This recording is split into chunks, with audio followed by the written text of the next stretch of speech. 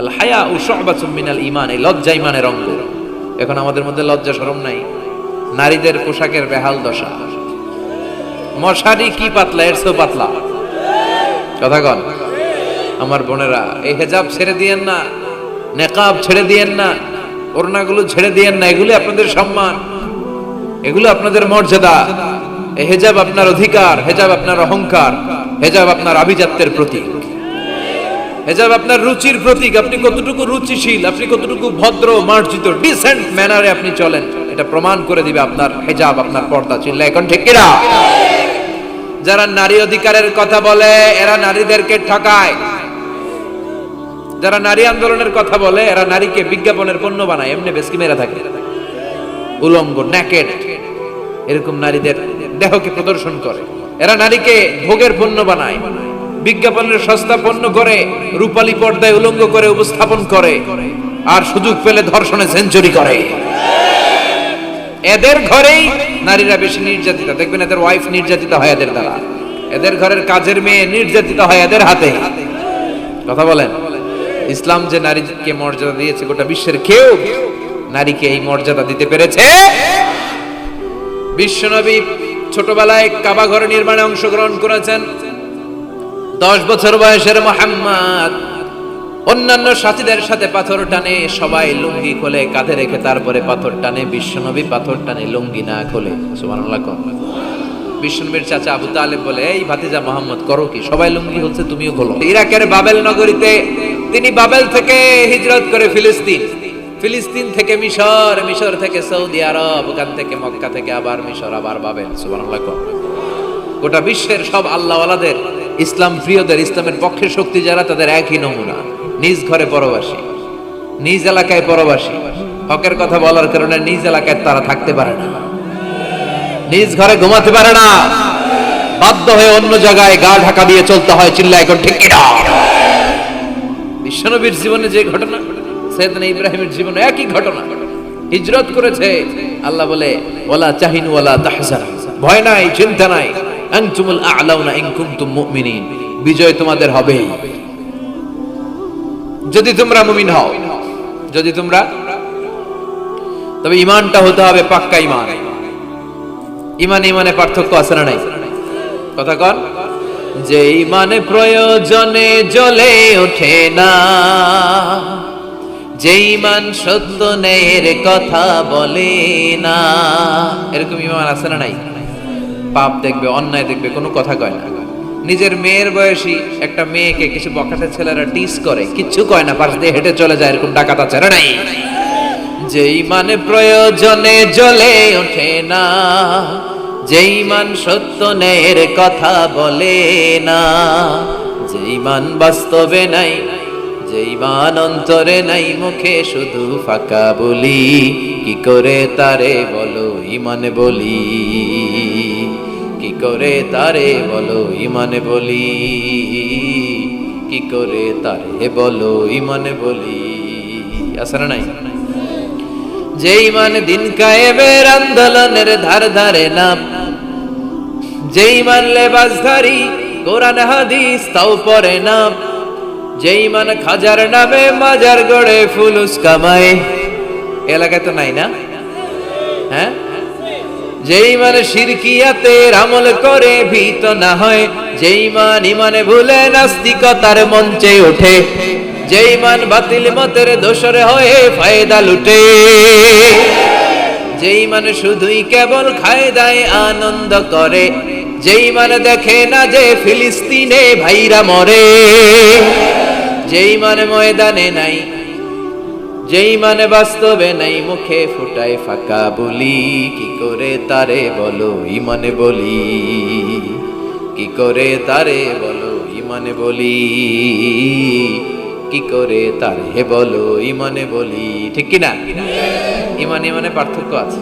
আপনারও ঈমান, আর যারা এই ঈমান রক্ষার জন্য জানবাজি রেখে ইসলামের কথা বলে, তার ঈমান ও ঈমান পার্থক্য আছে না?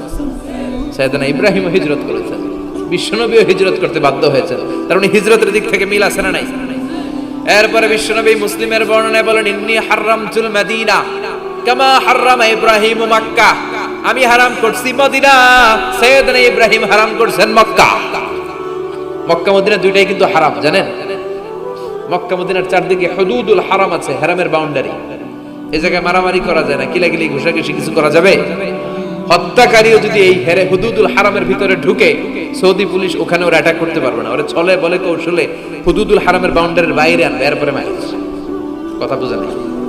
এটার ভিতরে মারামারি নাই। তো এই হুদুদুল হারামের বাউন্ডারি বেঁধে দিয়েছেন মক্কায় সাইয়েদনা ইব্রাহিম, আর মদিনায় বেঁধেছেন বিশ্বনবী। বাপ বেটা মিল আছে না নাই?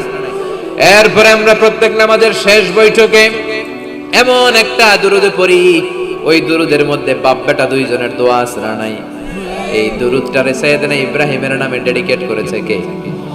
দুরুদটার নাম দুরুদে আমরা সবাই পড়ি আল্লাহুম্মা সাল্লি আলা মুহাম্মাদ ওয়া আলা আলি মুহাম্মাদ কামা সাল্লাইতা আলা ইব্রাহিম ওয়া আলা আলি ইব্রাহিম ইন্নাকা হামিদুম মাজিদ। আমরা বলি আল্লাহ সাইয়েদনা ইব্রাহিম আলাইহিস সালামের উপর, তার পরিবারের উপর যেমনি রহমত করেছেন, বিশ্ব নবীও তার পরিবারের উপর আপনি রহমত নাজিল করেন। এরপর পড়ি আল্লাহুম্মা বারিক আলা মুহাম্মাদ ওয়া আলা আলি মুহাম্মাদ কামা বারাকতা আলা ওয়া আলা আলি ইব্রাহিম ইন্নাকা হামিদুম মাজিদ। সাইয়েদনা ইব্রাহিম তার পরিবারের উপর যেমন বরকত আপনি নাজিল করেছেন, বিশ্ব নবীও তার পরিবারের উপর এরকম বরকত নাজিল করে দেন। কয়টা মিল পাইছেন বাপ বেটার মধ্যে?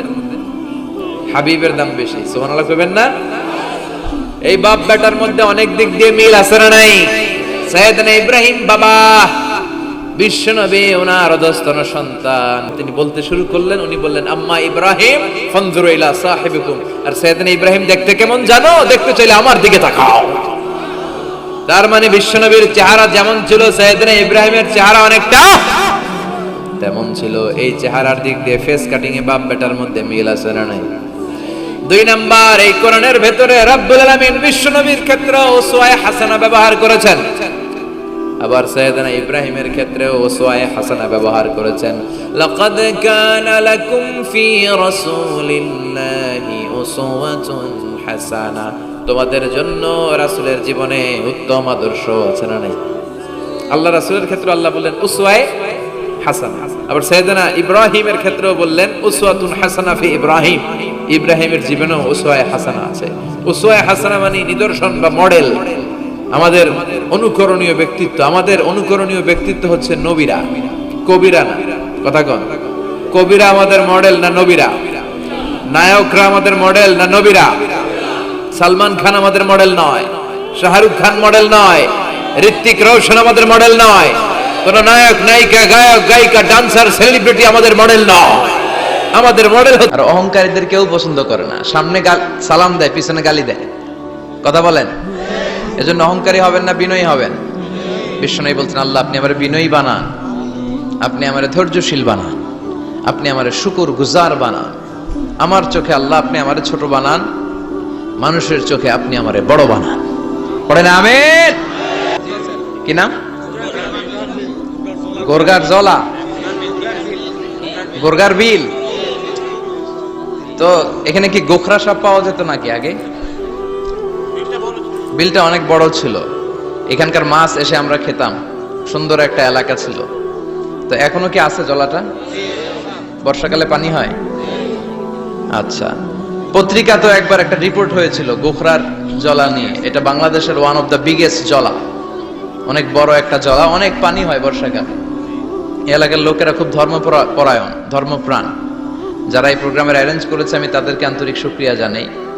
যারা আপনারা অনেক দূর দূরান্ত থেকে, একজন তো এসে বললেন যে আমি চট্টগ্রাম থেকে এসেছি, কেউ বললো যে আমি পুরান ঢাকা থেকে এসেছি, অনেকে অনেক জায়গা থেকে এসেছেন। আলহামদুলিল্লাহ, এটা একটা ভালো সাইন। এটা it's a very good and positive sign যে কোরআনের কথা যেখানে হয় এখানে মানুষ জড়ো হয়, বানের পানির মতো ঢল নামে মানুষের। আগে যাত্রাপালা হইতো, গানের কনসার্টও এখন কমতে শুরু করছে, ঠিক কিনা? ওই জায়গাটা দখল করে নিছে কোরআনের তাফসীর। এটাই প্রমাণ করে আগামীর বাংলাদেশ ইসলামের বাংলাদেশ। চিল্লায় বলেন ঠিক কিনা? ইসলামের বিজয়কে কেউ ঠেকায় রাখতে পারবে না। ইসলামের বিজয় অবশ্যম্ভাবী। গোটা বিশ্বব্যাপী ইসলামের গণজোয়ার। ডাচ পলিটিশিয়ান একটা ইসলাম ধর্ম গ্রহণ করছে না? আগে বলতো Islam is a lie, Quran is a poison, Quran নাকি বিষ আর ইসলাম নাকি মিথ্যা। আল্লাহ মহাসত্যটা এখন ওর অন্তরে ঢুকাই দিচ্ছে। এরকম কত পলিটিশিয়ান, কত সিঙ্গার, কত ডান্সার, কত সেলিব্রিটি, কত ক্রিকেটার, কত প্লেয়ার, কত যুগশ্রেষ্ঠ মানুষ এরকম কালিমা পড়ে পড়ে মুসলমান হয়ে যাচ্ছে। সব নিউজগুলো আসে না, কারণ এই নিউজগুলো মিডিয়াতে কাভার হলে গোটা বিশ্বব্যাপী তোলপাড় শুরু হয়ে যাবে, ঠিক কিনা? ওরা ওই দিক দিয়ে আমাদের বিরুদ্ধে প্রচারণা চালায় যে ইসলাম মানে হচ্ছে জঙ্গিবাদ, ইসলাম মানে হচ্ছে সন্ত্রাসবাদ। এগুলো বলতে বলতে ইউরোপ আমেরিকার যে সাধারণ নাগরিক, ওদের কান ওরা ঝালাপাড়া করে ফেলছে। ইউরোপ আমেরিকার খ্রিস্টান নাগরিকরা ভাবলো ঘটনা কি, ইসলামের ব্যাপারে এত কথা কেন, হোয়াট ইজ ইসলাম, এটা আবার কি, লেটস চেক ইন গুগল। একটু চেক করি গুগলে, বুক ফেয়ার গুলোতে কিছু বই পড়ে দেখি ইসলাম সম্পর্কে। ওরা পড়তে শুরু করলো। আমাদের বিরুদ্ধে অপপ্রচার চালালে এটা আমাদের পক্ষের প্রচারণা হয়ে যায়, ঠিক কিনা? ওরা জানতে পড়তে শুরু করলো। অনেকে ইসলাম দ্বারা ইমপ্রেসড, অনেকে impressed, convinced. Now they accepted Islam, they converted to Islam. তারা খ্রিস্ট ধর্ম ছেড়ে দিয়ে মুসলমান হয়ে কালিমা পড়ে নিয়েছে। এই বাণীটা একটা বিপ্লবী বাণী, লা ইলাহা মুহাম্মাদুর।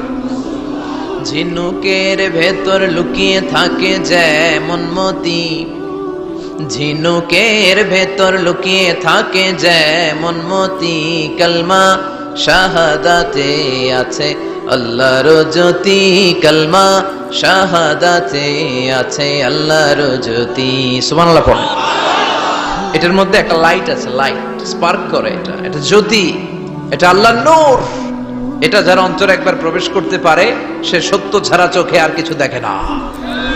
এই কালেমার পক্ষে শক্তি যারা, তারা সত্য আর ন্যায়ের পক্ষে চিল্লায় বলেন ঠিক কিনা? এটা পৃথিবীর সবচাইতে শ্রেষ্ঠ জিকির, আফদলু জিকির লা ইলাহা। আবার বিশ্বনবী বললেন, মান ক্বালা লা ইলাহা ইল্লাল্লাহ সিদকান মিন কলবিহি দাখালাল জান্নাহ। অন্তর থেকে একনিষ্ঠতার সাথে একবার যে লা ইলাহা পড়বে, ওই লোকটা জান্নাতে প্রবেশ করবে। তার অপকর্মের কারণে, তার পাপের কারণে হয়তো সে পানিশমেন্ট পাবে জাহান্নামে, কিন্তু ফাইনালি সব শেষে সে জান্নাতে ঢুকবে, ঠিক কিনা?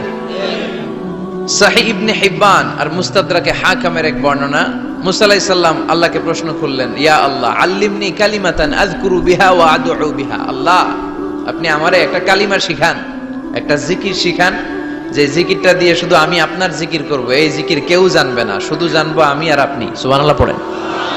আল্লাহ বললেন, ইয়া মুসা ইকরা লা ইলাহা ইল্লাল্লাহ। মুসা তুমি পড়ো লা ইলাহা। মুসা আলাইহিস সালাম বললেন, আল্লাহ বলছি এমন জিকির যেটা আমি আর আপনি ছাড়া কেউ জানবে না। লা ইলাহা এটা তো জাতীয় জিকির, এটা তো ইন্টারন্যাশনাল জিকির, এটা তো সবাই জানে। আমি তো চেয়েছিলাম এক্সক্লুসিভ একটা। আল্লাহ বললেন, মুসা লা ইলাহা ইল্লাল্লাহর চেয়ে শ্রেষ্ঠ জিকির আমার কাছে নাই। আমি আল্লাহর দেয়া সর্বশ্রেষ্ঠ জিকির হচ্ছে লা ইলাহা ইল্লাল্লাহ। লাউ তাদাউ লা ইলাহা ইল্লাল্লাহ ফি কাফফা ওয়াস সামাওয়াতু ওয়াল আরদু ফি কাফফা। ও মুসা, সাত আকাশ সাত জমিন যদি দাঁড়িপাল্লার এক পাল্লায় রেখে দাও আর লা ইলাহা আরেক পাল্লায় রেখে দাও, লা রাজাহাত কাফফাতু লা ইলাহা ইল্লাল্লাহ, মুহূর্তেই লা ইলাহার পাল্লাটা ভারী হয়ে যাবে। এটা একটা বিপ্লবী বাণী, এটা ভিক্ষা করার বাণী নয়। জুমার নামাজের পরে একটা টাকা দিয়া যান, আমি গরিব ইনসান, আছে না নাই? ট্রান্সলেট করেছে। তো উনি এই কালিমার পক্ষে থাকার কারণে, ইসলামী আন্দোলনের কারণে তৎকালীন প্রেসিডেন্ট জামাল আব্দুল নাসের ওনাকে ফাঁসি দেওয়ার আদেশ দিয়েছে, ফাঁসির কাস্টে ঝুলিয়ে মৃত্যুদণ্ডের অর্ডার করেছে। তো জেল কোডের নিয়ম অনুযায়ী যাদেরকে ফাঁসি দেয়া হবে, হ্যাঙ্গিং করা হবে, হ্যাঙ্গিং করার ঘন্টাখানিক আগে ওই কারা কর্তৃপক্ষ থেকে নিয়োগ দেয়া জেলখানার ইমাম সাহেব এসে তাদেরকে লা ইলাহা পড়ায়। কি পড়ায়? লা ইলাহা ইল্লাল্লাহ পড়ায়। তো সৈয়দ কুতুব শাহিদ, উনিও যখন ওনাকে ফাঁসির কাজটা ঝুলানো হবে, ওই মুহূর্তে জেল কোডের নিয়ম অনুযায়ী ইমাম সাহেব এসে সৈয়দ কুতুব সাহেবকে বলতে আরম্ভ করলো যে আমি আপনাকে কালিমা পড়াতে এসেছি, আপনি পড়েন লা ইলাহা ইল্লাল্লাহ। সৈয়দ কুতুব শাহিদ বললেন, আমারে কালিমা শিখাতে এসো না, আমি কালিমা খুব ভালো জানি। যেই কালিমা পড়ার, যে কালিমা তুমি ফাঁসির আসামিদেরকে পড়ানোর কারণে মান্থলি বেতন পাও, ওই কালিমার ব্যাখ্যা করার কারণে আমাকে ফাঁসির কাজটা ঝোলা লাগছে। তুমি কালিমা পড়াও, তুমি বেতন নাও, আর আমি কালিমার ব্যাখ্যা করার কারণে আমার ফাঁসি হয়, তার মানে তোর কালিমা আর আমার কালিমা এক কালিমা না। কালিমার মধ্যে পার্থক্য আছে না নাই? ইমানের মধ্যে পার্থক্য আছে না নাই? কালেমায় কালেমায় পার্থক্য আছে। ওই কারা কর্তৃপক্ষের নিয়োগ করা ইমাম সাহেবের লা ইলাহা ইল্লাল্লাহ আর তাফসীর ফি জিলালিল কোরআনের রচয়িতা সৈয়দ কুতুব শহীদের লা ইলাহা এক কালিমা নয়, এক লা ইলাহা নয়। চিল্লায় কোন ঠিক কিনা? পার্থক্য আছে, আলাদা। এজন্য আসল লা ইলাহার অনুসারী হতে হবে। লা ইলাহার ধারক এবং বাহকরা হচ্ছে সত্য এবং ন্যায়ের পক্ষে। যত বিপদ আসে, যত আপদ আসে, যত ঝুঁকি আসে, পাহাড় সম ঝুঁকিকে ডিঙ্গিয়ে তারা লা ইলাহার কালিমার পতাকাকে উড়িয়ে দেয়। চিল্লায় বলেন ঠিক কিনা? এজন্য ইমানে পার্থক্য আছে। আমরা যেন আসল ইমানদার হতে পারি, আল্লাহ তৌফিক দাও। আমিন। আর জোরে পড়েন আমিন। আমরা সব সময় যেন আল্লাহর জিকির দিয়ে হৃদয়টাকে সিক্ত রাখতে পারি, তুমি তৌফিক দাও। আমিন। বিষ্ণু বলেছেন লা ইয়াজালু লিসানুকা রাতবান মিন যিকরিল্লাহ, তোমার জিহ্বাটা যেন আল্লাহর জিকিরে সব সময় ভিজা থাকে। কি থাকে? সব সময় যেন পড়ি সুবহানাল্লাহ, আলহামদুলিল্লাহ, লা ইলাহা ইল্লাল্লাহ। সব সময় যেন আমরা পড়ি আল্লাহু আকবার। বিষ্ণু বললেন আহাব্বুল কালাম ইলাল্লাহি আরবাহ। খেয়াল রাখবেন, আল্লাহর কাছে সবচেয়ে প্রিয় কথা চারটা। কয়টা? আহাব্বুল কালামি ইলাল্লাহি আরবাহ। আল্লাহর কাছে সবচাইতে প্রিয় কালাম হচ্ছে চারটা। লা ইয়াদুররুকা বিআইয়িহিন্না বাদাতা। এই চারটার কোনটা দিয়ে শুরু করব এটা তোমার ব্যাপার, আগে পরে করলেও কোনো সমস্যা নাই। চারটার একটা হচ্ছে সুবহানাল্লাহ, আরেকটা হচ্ছে আলহামদুলিল্লাহ, আরেকটা হচ্ছে লা ইলাহা ইল্লাল্লাহ, আরেকটা হচ্ছে আল্লাহু আকবার। যেন সব সময় আল্লাহর জিকির করতে রাজি আছেন তো? আল্লাহরে ডাকতে রাজি আছেন? ফাযকুরুনি ওয়াশকুরুলি। আল্লাহ বলেন যদি আমার জিকির করো আমিও তোমাদের জিকির করি, যদি আমার স্মরণ করো আমিও তোমাদের স্মরণ করি। আবার বিশ্বনবী বললেন, আল্লাহ ঘোষণা দেন ফাইন যাকারানি ফি নাফসি যাকারতুহু ফি নাফসি। আমার বান্দা যদি একা একা আমার জিকির করে আমিও আমার বান্দাকে একা একা স্মরণ করি। ওয়া ইন যাকারানি ফি মালাইন যাকারতুহু ফি মালাইন খায়রিম মিনহু। আর মহা সম্মেলনে যদি বান্দা আমারে স্মরণ করে আমি এর চাইতে শ্রেষ্ঠ মহা সম্মেলন ফেরেশতাদেরকে নিয়ে আমার বান্দাকে স্মরণ করি। ওয়া ইন তাকাররাবা ইলাইয়া শিবরান তাকাররাবতু ইলাইহি যিরাআন। আমার বান্দা যদি আমার দিকে এক বিঘত আসতে চায় আমি আমার বান্দার দিকে এক হাত এগিয়ে যাই। আমার বান্দা যদি আমার দিকে এক হাত আসতে চায় আমি আমার বান্দার দিকে দুই হাত চলে যাই। ওয়া ইন আতানি ইয়ামশি আতাইতুহু হারওয়ালা। আর আমার বান্দা যদি আমার কাছে হেঁটে হেঁটে আসতে চায় আমি আমার গোলামের দিকে দৌড়ে দৌড়ে যাই। ওই আল্লাহরে ভুলে গিয়ে আমরা মাজারে যে সিজদা দেই, কপাল পোড়া। আছে না নাই? দোদেল বান্দা কালমা চোর, না পায় শ্মশান না পায় ঘোর, দিন থাকিতে আয়রে পথে ছাইড়া দে ভণ্ডামি ভণ্ডামি ভণ্ডামি ভণ্ডামি, ছাইড়া দে ভণ্ডামি। ঠিক কি না? এই ভণ্ডামির সাথে আমাদের সম্পর্ক আছে? মাজার পূজার সাথে ইসলামের কোনো সম্পর্ক আছে? নামাজ কালাম পড়ে না ইবলিশ শয়তানের নানা। আছে না নাই? এলাকায় মনে হয় নাই, অনেক জায়গায় আছে দেখবেন লাল সালু দিয়া উঁচু করা। সাইয়েদনা আলীকে মদিনায় বিশ্বনবী পাঠালেন আর বললেন যত উঁচু মাজার দেখো ভেঙে মাটির সাথে গুড়িয়ে দাও। কবরস্থান উঁচু হবে না, কবর হবে সমান। এটাকে সেফটি দেওয়ার জন্য, সিকিউরিটি দেওয়ার জন্য আপনি চারদিকে সিম্পল বেড়া বা দেয়াল দিতে পারেন যাতে গরু ছাগল যে এই কবরের অসম্মান না করে। আমরা আশরাফুল মাখলুকাত, আমরা বেঁচে থাকলেও যেমনি সম্মান আছে আমাদের, মরে গেলেও সম্মান আছে না নাই? আল্লাহ বললেন ওয়ালাকাদ কাররামনা বানি আদম, আমি বনি আদমের সম্মান বাড়িয়ে দিয়েছি। জীবিত অবস্থায় যেমনি সম্মান, মরে গেলেও সম্মান। ঠিক কি না? বিশ্বনবী দেখলেন একটা লাশ যাচ্ছে, লাশ দেখে নবী দাঁড়িয়ে গেলেন। সাহাবারা বললেন ইয়া রাসূলুল্লাহ ইন্নাহু ইয়াহুদ, এটা ইহুদির লাশ। দাঁড়ালেন কেন? বসেন। বিশ্বনবী বললেন আওয়ালাইসাত নাফসান, এটা কি মানুষ না? এটা হোক না ইহুদি, হোক খ্রিস্টান, হোক নাস্তিক, এটা তো মানুষ। আমি তো মানুষকে সম্মান দিয়েছি। I have dignified the status of the sons of Adam. আমি বনি আদমের সম্মানকে বাড়িয়ে দিয়েছি। সবার উপরে মানুষ সত্য, তাহার উপরে নাই। এজন্য কবরকে সিকিউরিটি দিতে হবে, কিন্তু গম্বুজ বানানো যাবে? লাল শালু দেয়া যাবে? মাজারে আগরবাতি দেয়া যাবে? মোমবাতি, মশারি, অনেক মাজারের উপরে লম্বা মশারি টাঙানো আছে না নাই? ওর বাবারে মশাই কামড়ায়, কত বড় ডাকাত। তো মশাই যদি নিজ থেকে তাড়াইতে না পারে, ও তোমারে কি করবে? কথা বলেন। মশা তাড়াতে পারে না নিজের গা থেকে, তোমারে কি বাঁচাবে? দেখবেন যে লোকটা মাজারে মশারি দেয়, ওর বাবার ডেঙ্গু জ্বর, ওর বাপেরে মশাই খায়, ওর মারে মশাই খায়। গোটা বিশ্বের সবগুলো আল্লাহর ওলি যদি একটা গ্লাসের পানিতে ফু দেয়, আর আপনার মা যদি আপনার মাথার মধ্যে হাত বুলিয়ে দেয়, আপনার মা যদি আপনার বুকে একটা ফু দিয়ে দেয়, সব পীর সাহেব একদিকে, মায়ের দোয়া আরেকদিকে। মায়ের দোয়া মুহূর্তে আল্লাহর আরশে পৌঁছে যাবে। এজন্য বিশ্বনবী বলতেন সালাসু দাওয়াতিন মুস্তাজাবা, তিনটা দোয়া আল্লাহ কবুল ফিরিয়ে দেন না। এক নম্বরে হচ্ছে দাওয়াতুল মুসাফির, সফর অবস্থায় দোয়া করলে কবুল করে কে? আল্লাহ। দুই নম্বরে দাওয়াতুল মাজলুম, অত্যাচারিত ব্যক্তির দোয়া কবুল করে কে? তিন নম্বরে দাওয়াতুল ওয়ালিদাইনি লিওয়ালাদিহি, মা বাবা যখন হাত তুলে ছেলে মেয়েদের জন্য আল্লাহর কাছে দোয়া করে, ওই দোয়াটাও কবুল করে কে? মাজারে মশারি দিবেন? লাল শালু দিবেন? আগরবাতি, মোমবাতি, কোন মানত? মাজারে মানত করা যায় না। ইন্নী নাযারতু লিররহমানি সাওমা, মানত করতে হয় রহমানের নামে। মানত হবে একজনের নামে, চিল্লায় বলেন তিনি কে? এজন্য মাজারে কিছু দেয়া যাবে না। এই ভণ্ডামি গোটা বাংলাদেশ ব্যাপী, আমরা বলে যাচ্ছি যতটুকু শুধরানোর শুধরাবে। হেদায়েত দেওয়ার মালিক একজন, চিল্লায় বলেন তিনি কে? অনেক পীর আছে এরকম ভণ্ড পীর, সারা বছরে নাকি একবারও গোসল করে না, 365 দিনে ওর গোসলের রুটিন একদিন, আর ওই একদিনের গোসলের পানি মুরিদরা সব খাইয়া শেষ করে ফেলায়। নাউজুবিল্লাহ কইবেন না?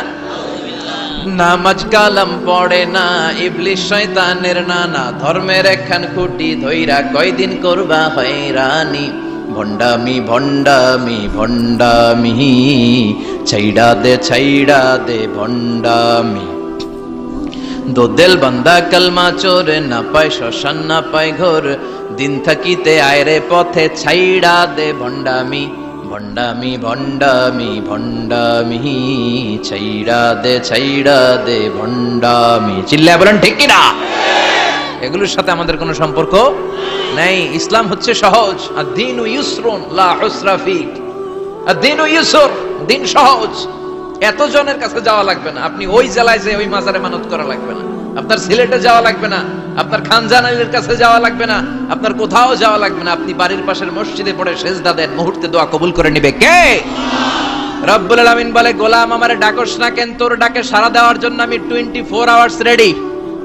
দুনিয়ার বুকে কোনো বিষয় নিয়ে যদি আমরা বারবার যাই, দুনিয়াতে লোকজন রেগে যায়, ঠিক কি না? আমি ওনার কাছে গেলাম, ভাই আজকে একটা বিপদে পড়ছি, 500 টাকা দেন, দিয়ে দিল। এরপরের দিন আবার গেলাম, দিল। পরশু দিল, তরশু গেলে চেঁচা দিয়ে দিব, একটা মাইট দিয়ে দিবে, ঠিক কি না? কি পাইছো তুমি? প্রতিদিন 500 টাকা। বারবার কোন একটা ইস্যু নিয়ে কারো কাছে যাওয়া যায় না, এটা লজ্জার বিষয়, ঠিক কি না? কিন্তু আল্লাহর বিষয়টা উল্টো।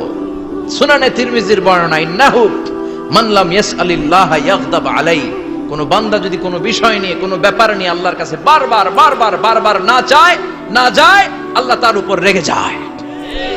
এজন্য আল্লাহর কাছে বারবার চাওয়ার দরকার আছে না নাই? আপনার মনের জ্বালা যন্ত্রণা পূরণ করে দিতে পারে কে?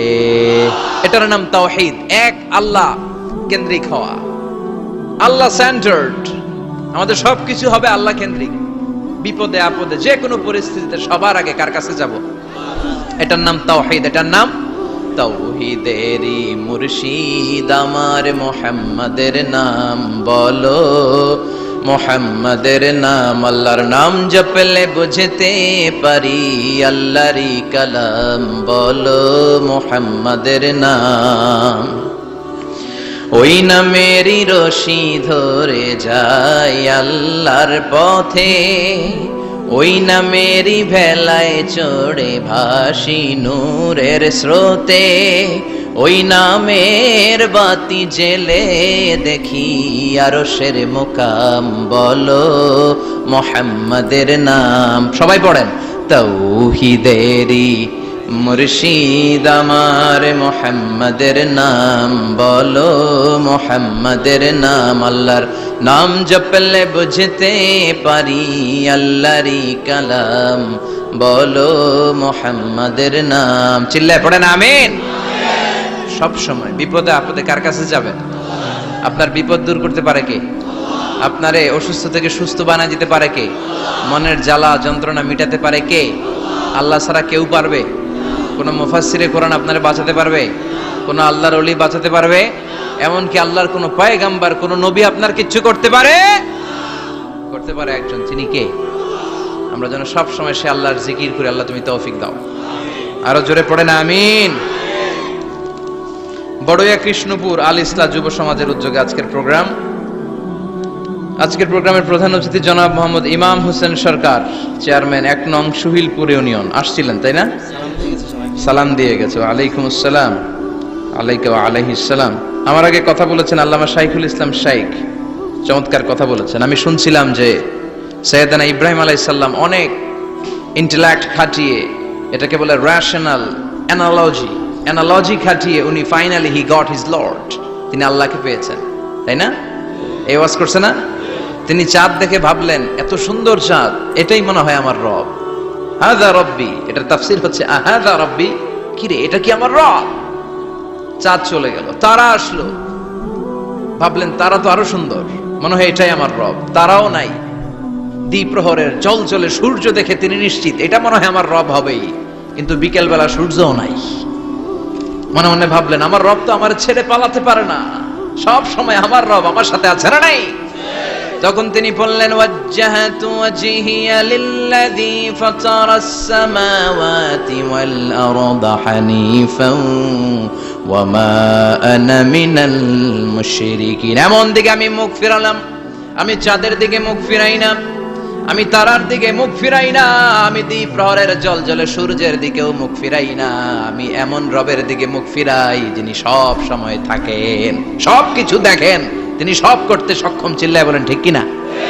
ওমা আনা মিনাল মুশরিকিন, তিনি অ্যানাউন্স করে দিলেন আমি মুশরিক নই, আমি তাওহীদের ধারক এবং বাহক। আমরা যেন তাওহীদের পক্ষে থাকতে পারি, শিরকের বিপক্ষে থাকতে পারি, আল্লাহ তৌফিক দাও। আরো জোরে পড়েন আমিন। আরো অনেক গণ্যমান্য লোকজন এসেছেন, সৌজন্য ছিল মাতৃভূমি হজ কাফেলা। অনেক গণ্যমান্য লোকজন এসেছেন, আমার বাবার বয়সী, আমার নানার বয়সী, যেহেতু আমার নানার শ্বশুর বাড়ি, কোনো না কোনো ভাবে সবাই আত্মীয়, ঠিক কিনা? আল্লাহ সবাইকে কবুল করুক। আসেন আমরা আল্লাহর নামে 3টা তাকবীর পড়ে আমাদের জড়তা, ভীরুতা, লাজুকতা, কাপুরুষতাকে ছেড়ে ফেলে দিয়ে আমরা ঈমানের তেজদীপ্ত বয়ান শুরু করে দেই। আমরা আল্লাহর নামের 3টা তাকবীর পড়বো। প্রথম তাকবীর পড়বো যারা বিবাহিত আছি তারা, দ্বিতীয় পর্যায়ে পড়বো অবিবাহিতরা, তৃতীয় পর্যায়ে সবাই মিলে। রাজি আছেন তো? বিবাহিত কারা কারা আসছেন হাত দেখান আমারে। মাশাআল্লাহ, আসছে অনেক, হাত নামান। অবিবাহিত কারা কারা আসছে দেখি। যারা চালাক আছে 2 হাত করে তুলতেছে, 2 হাত করে তুলছে এরা, 1 হাত করে তোলো। মা এর সব অবিবাহিত, এই দুষ্টগুলা সব একসাথে থাকে। আল্লাহ এদেরকে ইসলামের জন্য তুমি কবুল করো। আমিও যুবকদের ভালোবাসি বেশি, যুবকরাও আমারে ভালোবাসে বেশি। আল্লাহ এই ভালোবাসাগুলো যেন কোরআনের জন্য হয়, ইসলামের জন্য হয়। আল্লাহ এই যুবকদেরকে সাইয়েদনা হামজার মতো কবুল করো, ওমরে ফারুকের মতো ইসলামের সৈনিক হিসেবে কবুল করে নাও। হাত নামান। তো আমি লিল্লাহে তাকবীর বললে বিবাহিতরা প্রথমে পড়বেন আল্লাহু আকবার, দ্বিতীয় পর্যায়ে আমি লিল্লাহি তাকবীর পড়লে অবিবাহিতরা পড়বেন আল্লাহু আকবার। দেখি আমার নানার শ্বশুরবাড়ির এলাকার লোকদের কাদের গলায় জোর বেশি, বিবাহিতদের না অবিবাহিতদের? বড়ইয়া কৃষ্ণপুরে বিবাহিতদেরকে আঞ্চলিক ভাষায় আপনারা কি বলেন? বিয়াইতা। একই, অনেক জায়গায় বলে বিয়াতা।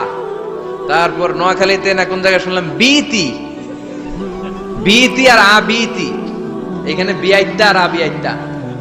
তো শুরুতে বিবাহিতরা তাকবীর পড়বেন, শুরুতে বিবাহিতরা রেডি হয়ে যান। আপনারা রেডি? আপনারা প্রথমে তাকবীর পড়েন, লিল্লাহি তাকবীর। মাশাআল্লাহ। এবার অবিবাহিতদের পালা।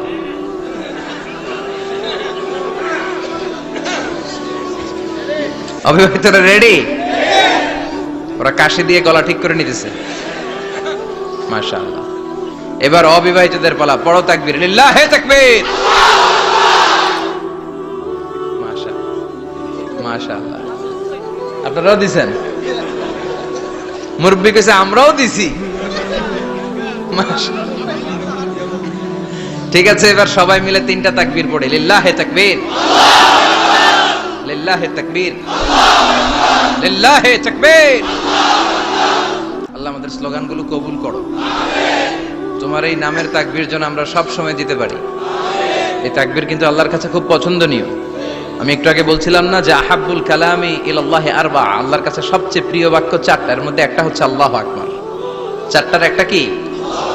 সব সময় এই তাকবীরের সাথে থাকবেন তো? যারা এই তাকবীর পরে তাদের সাথে থাকবেন সবাই। আল্লাহ তৌফিক দাও।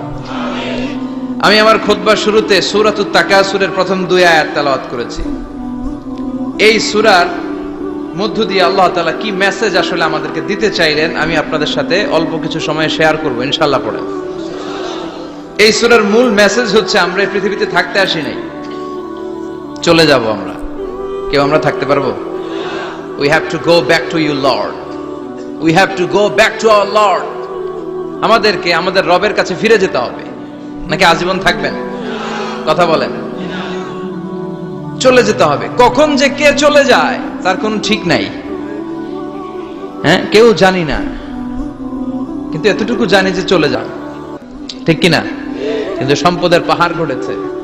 আর অল্প যারা খায়, অল্প পড়ে, রিকশাওয়ালা, কুলিওয়ালা, অল্প বেতনের চাকরি, কিন্তু হক হালালি মেনে চলে, দেখবেন শান্তি আছে অনেক। হ্যাঁ, বাসা ভাড়া দেয়, ফ্যামিলি চালায়, বাচ্চাদের স্কুল বিল, এরপরও মাস শেষে 1-2 হাজার টাকা হাতে থেকে যায়। আর ওর প্রতি মাসে 10 কোটি টাকা ইনকাম, তারপরও ব্যাংকের ঋণ আছে না নাই? সুখ কারে বলে? কিভাবে আপনি সুখকে ডিফাইন করবেন? সুখ তো টাকায় কিনা যায় না। শান্তি টাকা দিয়ে হয় না, শান্তি দেওয়ার মালিক কে? শান্তি আছে অল্প খেয়ে শুকর করার মধ্যে, শান্তি আছে আলহামদুলিল্লাহর মধ্যে। চিল্লায় বলেন ঠিক কিনা? এজন্য অল্প খাবো, অল্প পড়বো, অল্প জামাবো, অল্পের ভেতরে বরকত দিয়েছে কে? দেখেন, ধনী ভাইরা খেতে পারে না, কিন্তু রিকশালার কি সমস্যা হয়? রিকশালারা সব খেতে পারে। কুলিওয়ালা, দিনমজুর, এরা একেবারে স্লিম সুঠাম দেহি, মেদহীন পেট, পেটে কোনো মেদ নাই, ভুড়ি নাই। আর কোটিপতিদের মেদ আছে না নাই? এত বড় বড় পেট, ঠিক কিনা? আমাদেরও পেট আছে, তবে হালাল পেট। এটা হারাম টাকা দিয়ে এই ভুড়ি বানাই নাই আমরা। চিল্লায় বলেন ঠিক কিনা? রিকশাওয়ালা, কুলিওয়ালা নিজেও নামাজ পড়ে, বউও নামাজ পড়ে, বাচ্চাটাও নামাজ পড়ে, রিকশা চালায় আর জিকির করে লা ইলাহা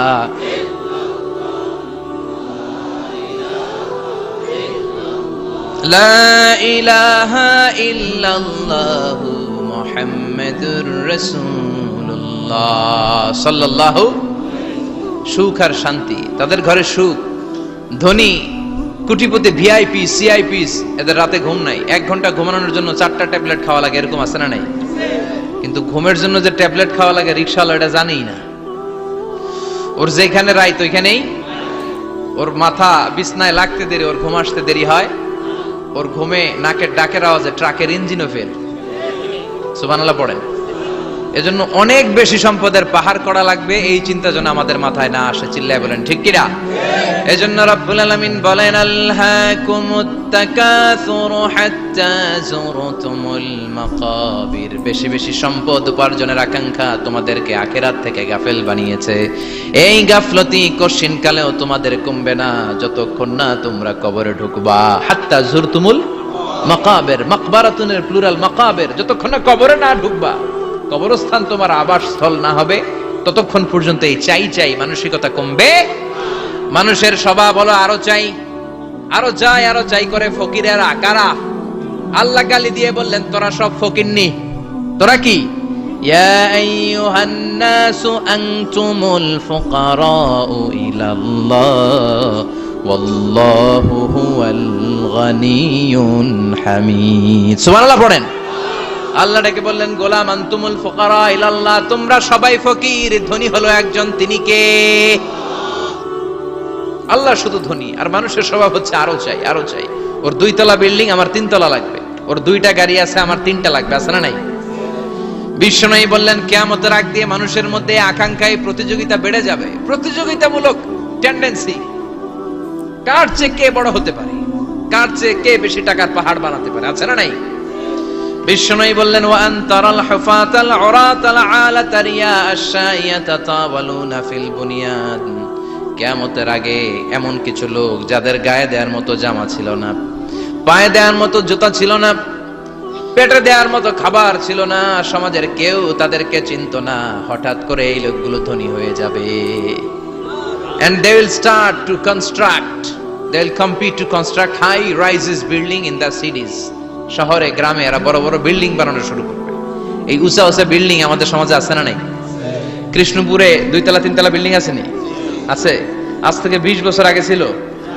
আমি তো 20 বছর আগে যখন আসছি কিছুই ছিল না, খালি পানি আর পানি। আর এখন 2 তলা 3 তলার অভাব নেই। গরিপুর পাশে না আপনাদের? এদিকে গরিপুর, গৌরীপুরে যে বিল্ডিং আছে বাংলাদেশেও নাই, ঠিক কি না? সারা বাংলাদেশের সবচেয়ে দামি জায়গা হচ্ছে গৌরীপুর বাজারের জায়গা, জানেন এটা? বসুন্ধরা, গুলশান, বনানী, বাড়িধারা, উত্তরার 3-4 ডবল দাম এই জায়গার, ঠিক কি না? বিল্ডিং এর পর বিল্ডিং। আমি যখন ঢাকা যাই দেখি গৌরীপুর আসতেছে, মানে গৌরীপুরের বিল্ডিং আর শহরগুলো আসতে আসতে হাইওয়ের পাশাপাশি। স্বর্ণেরও গাড়ি আছে, তার স্বর্ণের পালঙ্ক আছে, আমি দেখে এসেছি। পোরশে, ফারারে, লাম্বরগিনি, এই টাইপের যে ব্র্যান্ড গুলো আছে, অভাব নাই। তার মানে আছে, যার বেশি চায় তত বেশি। চিৎকার করে বলেন ঠিক কি না? এজন্য আল্লাহ বললেন আলহাকুমুত তাকাসুরু হাত্তা যুরতুমুল মাকাবির। দুনিয়ার লোভ তোমাদেরকে আখিরাত থেকে গাফেল বানিয়ে দিয়েছে। দুনিয়ার লোভ লালসার মধ্যে পড়ে আখিরাতকে বেমালুম তোমরা ভুলে গিয়েছো। এই গাফলতি কোনোদিন কমবে না যতদিন না তোমরা কবরে ঢুকো, ঠিক কি না? সম্পদ উপার্জনে ইসলাম বাধা দেয় না, কিন্তু সম্পদ হৃদয়ে স্থান দেয়া যাবে না। সম্পদ উপার্জন করতে হবে, খরচ করে ফেলতে হবে। বেশি সম্পদশালী হতে হলে আল্লাহর সন্তুষ্টির জন্য যাকাত দিতে হবে। কি দিতে হবে? দে যাকাত তোরা দে রে যাকাত, তোর দিল খুলবে পরে আগে খুলো খাত। দে যাকাত তোরা দে রে যাকাত, ঠিক কি না? দিল পরে খুলবে, আগে হাত খোলেন। হাত খুললে দেখবেন দিলটারে খুলে দিয়েছে কে? সাইয়েদনা মুসা আলাইহিস সালামের জামানায় ওনার চাচাতো ভাই ছিল মিশরের সবচাইতে বড় ধনী, যাকাত দেয় নাই। তার কি করুণ পরিণতি হয়েছে কোরআনে আছে না নাই? এত সম্পদ ছিল, তার সম্পদগুলো সে সিন্ধুকে আটকে রাখতো। আর এই সিন্ধুকের চাবিগুলো আলগানোর জন্য, কাঁধে নেওয়ার জন্য 10 জন লোক লাগতো। সিন্ধুক কাঁধে নেওয়ার জন্য, সিন্ধুকের চাবির গোছা কাঁধে নেওয়ার জন্য কয়জন? তাহলে কি পরিমাণ সম্পদ ছিল? সাইয়েদনা মুসা বললেন, সম্পদের মালিক তুই হস নাই, আল্লাহ বানাইছে। কারণ বলে ইন্নামা উতিতুহু আলা ইলমিন ইনদি, আল্লাহ আমারে সম্পদ দেয় নাই, আমি আমার মেধা খাটিয়ে সম্পদ বানিয়েছি। যাকাত আমি দিব না। মুসা বললেন তাহলে আযাবে পড়বি, কারণ কয় পারলে আযাবান, পারলে আযাবান। আল্লাহ বললেন ফাখাসাফনা বিহি ওয়া বিদারহিল আরদ, ও মুসা নিরাপদ দূরত্বে চলে যাও, এখনই ভয়ঙ্কর ভূমিকম্প হবে, আযাব দেব। কারণ সহ কারণের সব সম্পদ আমি জমিনের ভেতরে ঢুকায়া দেব। আমি নিজে কারণের বাড়ি দেখে এসেছি। মিশরের রাজধানী কায়রো থেকে প্রায় 150 কিলো দূর একটা জেলা আছে, ফায়ুম জেলা। ওইখানে কারুনকে আল্লাহ তার সব সম্পত্তি সহ মাটিতে দাবিয়ে দিয়েছেন। দাবাতে দাবাতে হাঁটু পর্যন্ত যখন কারুন জমিনে দেবে যায়, ভাবছে উঠে যাবে। কোমর পর্যন্ত যখন মাটির মধ্যে দেবে যায়, ভাবছে উঠতে পারবে। গলা পর্যন্ত যখন দেবে যায়, হাত তুইলা কয় আমি ঈমান আনলাম। ও মুসা, সব সম্পদ তোর আর তোর আল্লাহর, লইয়া যা, খালি আমারে বাঁচা, আমারে। সব গাদ্দারদের একই পরিণতি। ফেরাউনরেও যখন আল্লাহ লোহিত সাগরে পানি খাওয়াতে খাওয়াতে পেটটা এত বড়, হাত তুইলা কয় আনা মিনাল মুসলিমিন, আমি মুসলমান, আমি ভালো মানুষ। আল্লাহর কোরআন সাক্ষী, সে বলেছে আনা মিনাল। বনি ইসরাইলরা যে আল্লাহরে মানে, আমিও তারে মানি, আমিও আল্লাহর দলের। সম্পদ সহ আল্লাহ কারণকে জামিনের ভেতরে দাবিয়ে দিলেন। এজন্য সম্পদ যাদের বেশি, যাকাত দেওয়ার দরকার আছে না নাই? দারিদ্রতা বিমোচনের জন্য যাকাত দিবেন। যাকাতের শাড়ি লুঙ্গি এইভাবে না, অনেকে কিন্তু দেয় যাকাতের শাড়ি, যাকাতের লুঙ্গি, যাকাতের গামছা, এরকম ডাকাইত আছে না নাই? বাংলাদেশে এমনও হয়েছে জাকাতের শাড়ি দিবে বলে সে পত্রিকায় নিউজ করেছে, আর ওই শাড়ি আনার জন্য শাড়ি দিবে 5,000, মানুষ এসেছে 5 লক্ষ। পদপৃষ্ঠ হয়ে 11 জন নারী এক জায়গায় মারা গিয়েছে। কিয়ামতের দিন আল্লাহ বিচারের কাঠগড়ায় এই বিজনেস ম্যাগনেটকে দাঁড়িয়ে সেদিন জিজ্ঞাসা করবে যে কেন তুই এদেরকে কষ্ট দিয়েছিলি? চিল্লা এখন ঠিক কিনা? এদের মৃত্যুর দায়ভার এই শিল্পপতি এড়াতে পারবে না। যাকাতের শাড়ি, যাকাতের লুঙ্গি বিতরণের জন্য আল্লাহ তোমারে ধনী বানায় নাই। ধনীদের দায়িত্ব হলো গরিবের হাতে সম্পদ পৌঁছে দেয়া। ও ফি আমওয়ালিহিম হাক্কুন লিসাইলি ওয়াল মাহরুম। গরিব আমার কাছ থেকে সম্পদ আর যাকাত নিয়ে সে আমার প্রতি করুণা করেছে। আমি যাকাত দেই বলে আমি কোনো দয়া দেখাই নাই। কথা বুঝতে পেরেছেন? আইডিয়াটা ক্লিয়ার করে নেন। যাকাত দেয়া আমার জন্য কি? কথা বলেন, ফরজ। আর যে যাকাত নেয় তার জন্য যাকাত খাওয়া কি ফরজ? আমি গরিব মানুষ, আমি যাকাত খাবো না, না খাইয়া থাকুম, রোজা রাখুন। কথা কন। আমার যে যাকাত নেওয়া লাগবে এমন কোনো কথা নাই, কিন্তু আমি যে ধনী আমার দিতেই হবে, এটা ফরজ। তার মানে আমি দিয়ে আমি দয়া করি নাই, ও নিয়ে আমারে বাঁচাইয়া দয়া করে গেছে। চিৎকার করে বলো ঠিক কিনা? ইসলাম বলে রাস্তার এক পাশে পাঁচতলা আর এক পাশে গাছতলা, এটার নাম ইসলাম না। খেটে খাওয়া মানুষ, সুবিধা বঞ্চিত মানুষদের দ্বারে যে তুমি যাকাতের টাকা পৌঁছে দাও। যাকাতকে ফরজ করা হয়েছে দারিদ্রতা বিমোচনের জন্য। আপনি শাড়ি লুঙ্গি দিলে কি হবে? ওরে শাড়ি দিচ্ছেন দুপুরে, রাত্রে বেলা ও আরেক জায়গায় লাইন ধরে আছে, বিরিয়ানির প্যাকেট দিতেছে ওইখানে।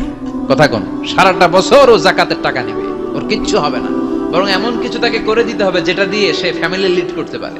একটা সিএনজি কিনে দেন, ওই ফ্যামিলিতে কোনো যুবক থাকলে সিএনজি চালায়া, অটো চালায়া ফ্যামিলিটারে চালাবে।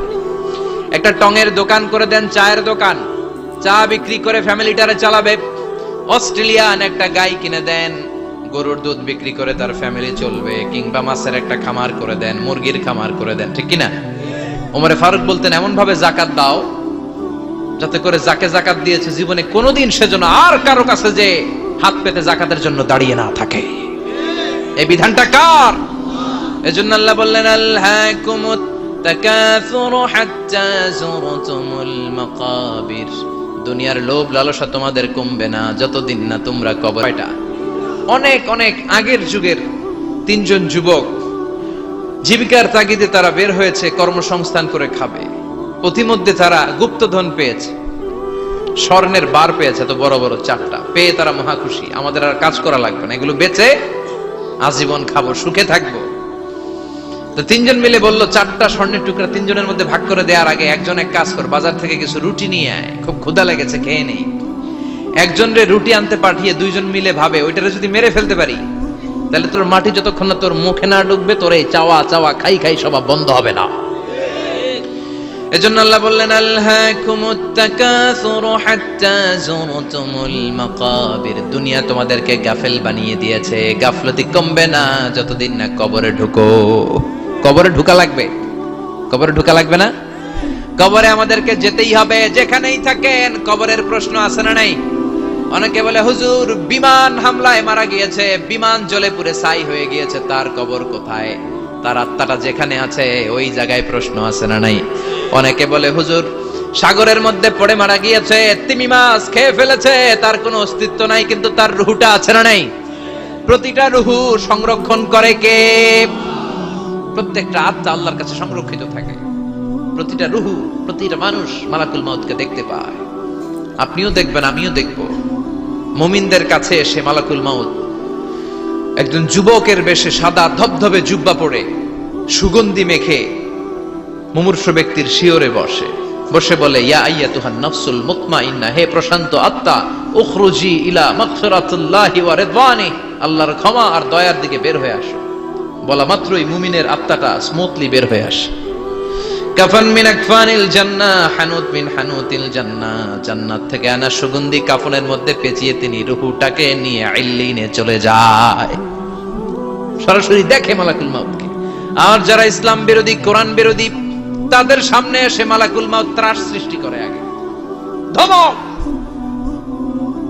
হাইওয়েতে মাঝে মাঝে ডাকাতি হয় না? বাসগুলোর মধ্যে যখন ডাকাতি হয়, বাসে থাকে 50 জন, ডাকাত ঢুকে 5 জন, এই 5 জনের ভয়ে সবগুলো পেশাব করে দেয়।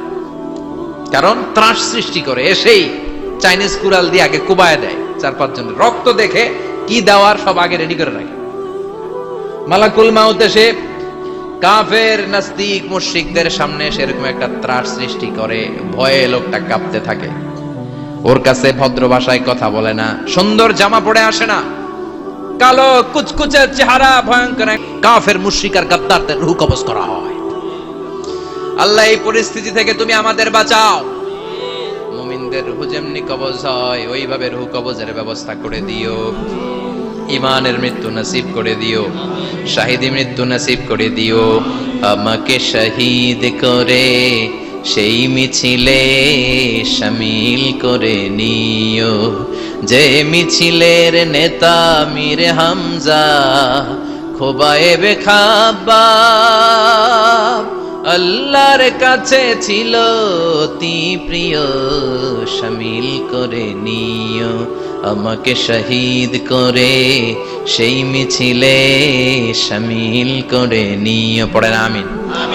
আরো জোরে পড়েন আমিন। তার মানে বিমান দুর্ঘটনায় হোক, কিংবা লঞ্চ ডুবিতে হোক, কিংবা আগুনে পড়ে হোক, কিংবা আত্মঘাতী হামলায় হোক, যে যেখানেই মারা যায় কবরের 3টা প্রশ্ন তার জন্য আছে না নাই? ইসলাম বিরোধীদের জন্য প্রশ্ন 3টা, আপনারা যারা মুমিন তাদের জন্য 4টা, আপনাদের জন্য একটা বেশি। আলহামদুলিল্লাহ। কোন কবরে এসে প্রথম প্রশ্ন করবে, মুনকার নাকির যখন চলে আসবে 40 কদম, যখন আত্মীয় স্বজনরা লাশটাকে কবরের মধ্যে দিয়ে 40 কদম চলে যায়, তখনই ফেরেশতা চলে আসে। আহা, শেষ, সব শেষ। এসেই পরীক্ষা শুরু। মার রব্বুক, তোর রবের নাম কি? চিল্লায় বলেন, আমাদের রবের নাম কি? আমরা বলবো রব্বি আল্লাহ, আল্লাহ আমারে রব। দমে দমে তনু মনে তারি অনুভব। পড়েন, আল্লাহ আমারে রব। তোমার দুনিয়াতে আমি যেদিকে তাকাই, অথই নিয়ামতে ডুবে আছি সবাই। পাখপাখালির গানে শুনি তসবিহ কলো রব, তসবিহ কলো রব, আল্লাহ আমারে রব। প্রথম প্রশ্ন, তোমার রব কে? আমরা বলবো আমাদের রব আল্লাহ। দ্বিতীয় প্রশ্ন, ওমা দীনু, তোমার ধর্মের নাম কি? আমরা কি বলবো? তৃতীয় প্রশ্ন, বিশ্বনবীর চেহারা দেখিয়ে বলা হবে আতারিফু হাদার রাজুল, এই লোকটারে চিনো নাকি? আমরা বলবো চিনি, আমাদের প্রাণের নবী। ঠিক কি না? চাঁদের চেয়ে সুন্দর তুমি নবী আমার কমলিহিওয়ালা, দু জাহানের বাদশাহ তুমি প্যারা নবী সাল্লে আলা, চাঁদের চেয়ে সুন্দর তুমি নবী আমার কমলিহিওয়ালা। ঠিক কি না? 3টা প্রশ্নের যথাযথ উত্তর যখন দিয়ে দিলেন, আপনার উপর সবলের অত্যাচার চলবে না, জালিমের জুলুম চলবে না, হত্যা চলবে না, ধর্ষণ চলবে না, রাহাজানি চলবে না। মক্কা শহরটারে শান্তির শহর বানাতে হবে। যুবকরা এই দায়িত্ব কাঁধে নিয়েছে। কারা? মুরব্বীরা না, যুবকরা। যুবকদের আছে প্রাণ ঢালা উচ্ছ্বাস, অনেক শক্তি। এজন্য যুবকদেরকে ভালো কাজে আসতে হবে। যুবকরা চাইলে এই দেশের চেহারা পাল্টে দিতে পারে। এদেশে যুবক ভোটার আছে কয়জন জানেন? নতুন করে যুবক ভোটার হয়েছে 2 কোটি। কয় কোটি? 2 কোটি না? Can you imagine that? কল্পনা করতে পারেন? They can change Bangladesh, they can change the face of Bangladesh. তারা 56,000 বর্গ মাইলের এই বাংলাদেশের চেহারা পাল্টে দিতে পারে। তাদের অনেক শক্তি। এই জন্য যুবকদের এই শক্তি কাজে লাগাতে হবে। ফেন্সিডিল, গাঁজা, ইয়াবা, হিন্দি সিনেমা, এগুলোর পিছনে দৌড়ানো যাবে, পর্নোগ্রাফির পিছনে ছোটা যাবে। যুবক বয়সে ভয় করতে হবে কারে? চিল্লায় বলেন কাকে? আল্লাহ আমার যুবক ভাইদেরকে তুমি তৌফিক দাও। বিশ্বনবী এই হালাফুল ফুদুল তিনি গঠন করলেন মক্কাতুল মুকাররমাতে। পুরো মক্কা শহরটা শান্তির শহর হয়ে গেল। সুবহানাল্লাহ। আল্লাহ উত্তর চান্দলা হিলফুল ফুজুল ইসলামী সংগঠনকে তুমি কবুল করো। আজকের প্রোগ্রামের সভাপতিত্ব করছেন আল্লামা অধ্যক্ষ গোলাম সরোয়ার সাইদি পীর সাহেব, আড়াইবাড়ি দরবার। আমার প্রিয় নানা ভাই আলোচনা করেছেন, বয়ান করেছেন। আল্লাহ নানা ভাইকে কবুল করুক। নানা ভাইটা একটু ইয়াং হয়ে গেছে না? অনেক জায়গায় লোকজন খুব বিভ্রান্তিতে পড়ে যায়। ঘটনা কি? আপনি নানা হইলেন কবে, নাতনি হইল কবে, আবার জামাই পেলেন কবে? তো আমারও বলে যে তুমি যে আমার নানা ভাই বানাইছো, আমি তো এর উত্তর দিতে দিতে কাম সারা। তো আল্লাহ নানা ভাইকে তুমি কবুল করো। তিনি হকের কথা, কোরআনের কথা বলেন। পীর সাহেবদের মুখে এরকম হুঙ্কার দেখা যায় না। কথা কন? এরা থাকে খানকায়, এদের পেট থাকে বড়। সবার কথা বলছি না, বেশিরভাগ কথা বলেন। এই ভণ্ডামি এই দেশে আছে না নাই? দোদেল বান্দা কালমা চোরে, না পায় শ্মশান না পায় ঘোরে, দিন থাকিতে আয়রে পথে ছাইড়া দে ভণ্ডামি, ভণ্ডামি ভণ্ডামি ভণ্ডামি, ছাইড়া দে ভণ্ডামি। আছে না নাই? নামাজ কালাম পড়ে না, ইবলিস শয়তানের নানা। আছে না? নামাজ নাই, রোজা নাই, নাচানাচি, নাচ গান, গোসল করে না, সারা বছরে করে একবার, ওই গোসলের পানি মুরিদরা খায় ফেলায়। আছে না নাই? নামাজ রোজা করে না, ইবলিস শয়তানের নানা, ধর্মের একখান খুঁটি ধইরা কয়দিন করবা হয়রানি। ভণ্ডামি ভণ্ডামি ভণ্ডামি, ছাইড়া দে ভণ্ডামি। ঠিক কি না?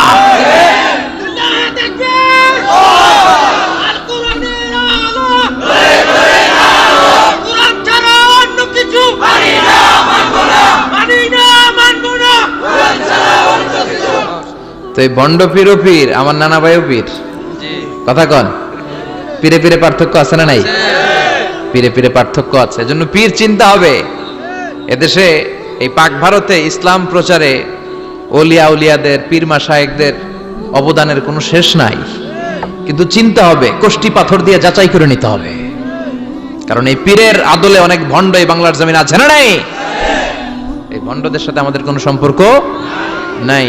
ওনার দরবারে আলোচনা হয়, সাইয়্যিদ কামালউদ্দিন জাফরি সাহেব যায়, আমরা যাই, দেশ বরেণ্য ওলামায়ে কেরামরা যায়, যারা হকের কথা বলে, যারা কোরআন সুন্নাহর আলোকে বলে, কোনো ভণ্ডামি নাই। যাবেন, প্রতি বছর যাবেন। আল্লাহ আজকে সভাপতিকে তুমি কবুল করো। তারপরে আজকে কথা বলেছে মাওলানা রফিকুল ইসলাম ভুইয়া সাহেব, আমাদের সভাপতি সিরাতুন নবী ফাউন্ডেশনের চান্দোলার। না, রফিক ভাইয়ের চেনে না এমন কেউ নাই, এজন্য আর কিছু বলতেছি না আপনার নামে। আল্লাহ রফিক ভাইয়ের তুমি কবুল করো। গোলাম কবির চৌধুরী আল আজহারি আসতে পারে নাই, আমার বন্ধু মানুষ, একসাথে পড়াশোনা করেছি। এরপর আমার এক মিতা মিজানুর রহমান আতিকি আমার আগে আলোচনা করেছে, আল্লাহ তাকেও তুমি কবুল করো। সালাত নিয়ে কথা বলতেছিলেন। সালাত আউয়ালু মা ইউহাসাবু বিহিল আবদু ইয়াউমাল কিয়ামাতি আস-সালাহ, কিয়ামতের দিন সর্বপ্রথম হিসেব নেওয়া হবে নামাজের, সালাতের। সালাত চিনেন তো? কুরবানির গোশত খাওয়ার মাঝখানে যেটা খায় ওটা, হ্যাঁ, এটারে বাংলায় আমরা নামাজ বলি। কি বলি? নামাজ। বিশ্বনবী ইন্তেকাল করবেন, রুহু বের হয়ে যাচ্ছে, দুই তিনটা শব্দ বললেন, এর মধ্যে একটা ছিল সালাত। আর সালাত, উম্মতেরা নামাজ, নামাজ, নামাজ ছেড়ে দিও না। আমা মালাকাত ঈমানুহুম। মানুষ ইন্তেকালের আগে শ্বাস বের হয়ে যাচ্ছে, রুহ চলে যাচ্ছে, ওই মুহূর্তে কি জরুরি কথা বলে নাকি ফালতু কথা বলে? সবচেয়ে জরুরি কথাটাই তখন সে বলে যায়, ঠিক কি না? কথা বলেন। বিষ্ণু বলেছিলেন নামাজ। ওমরে ফারুক,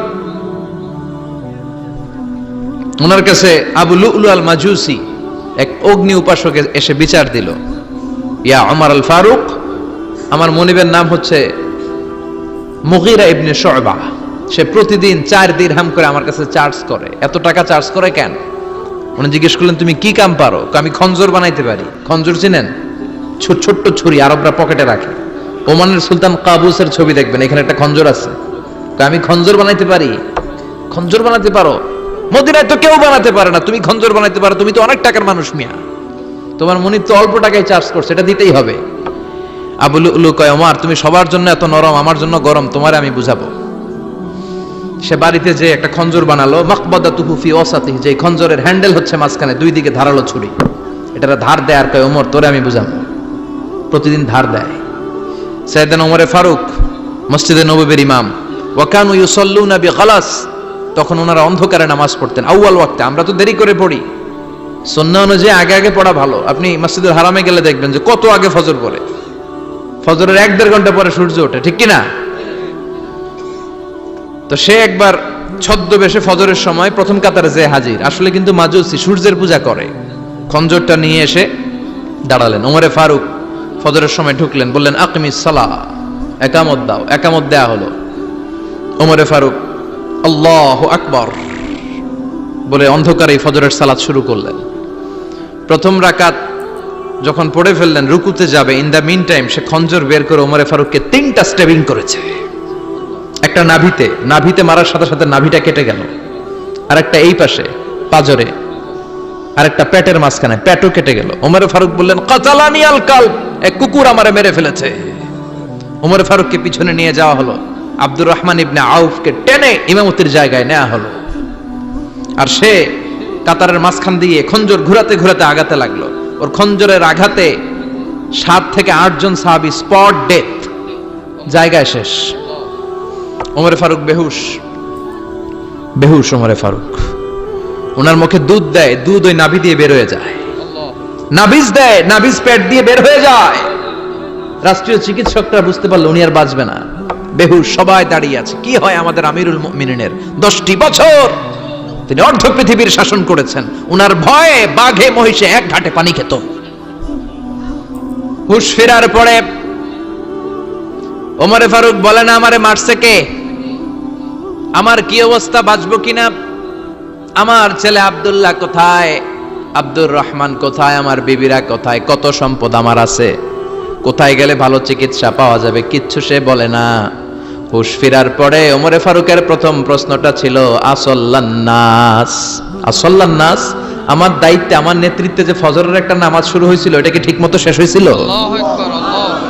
আসল্লান্নাস, মানুষের নামাজটা পড়ছিল, এক রাকাতের দায়িত্ব পালন করতে পেরেছে, এরপর হুশ নাই। বাকি এক রাকাতের কি হয়েছে? মুসল্লিদের কি হয়েছে? সালাতটা ওয়াক্ত মতো হয়েছে কিনা? আসল্লান্নাস, এটা ছিল ওমরে ফারুকের প্রশ্ন। সুবহানাল্লাহ কইবেন না?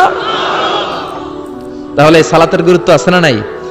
সর্বপ্রথম এই সালাতের ব্যাপারে in the day of judgement আমাদেরকে প্রশ্ন করবে কে?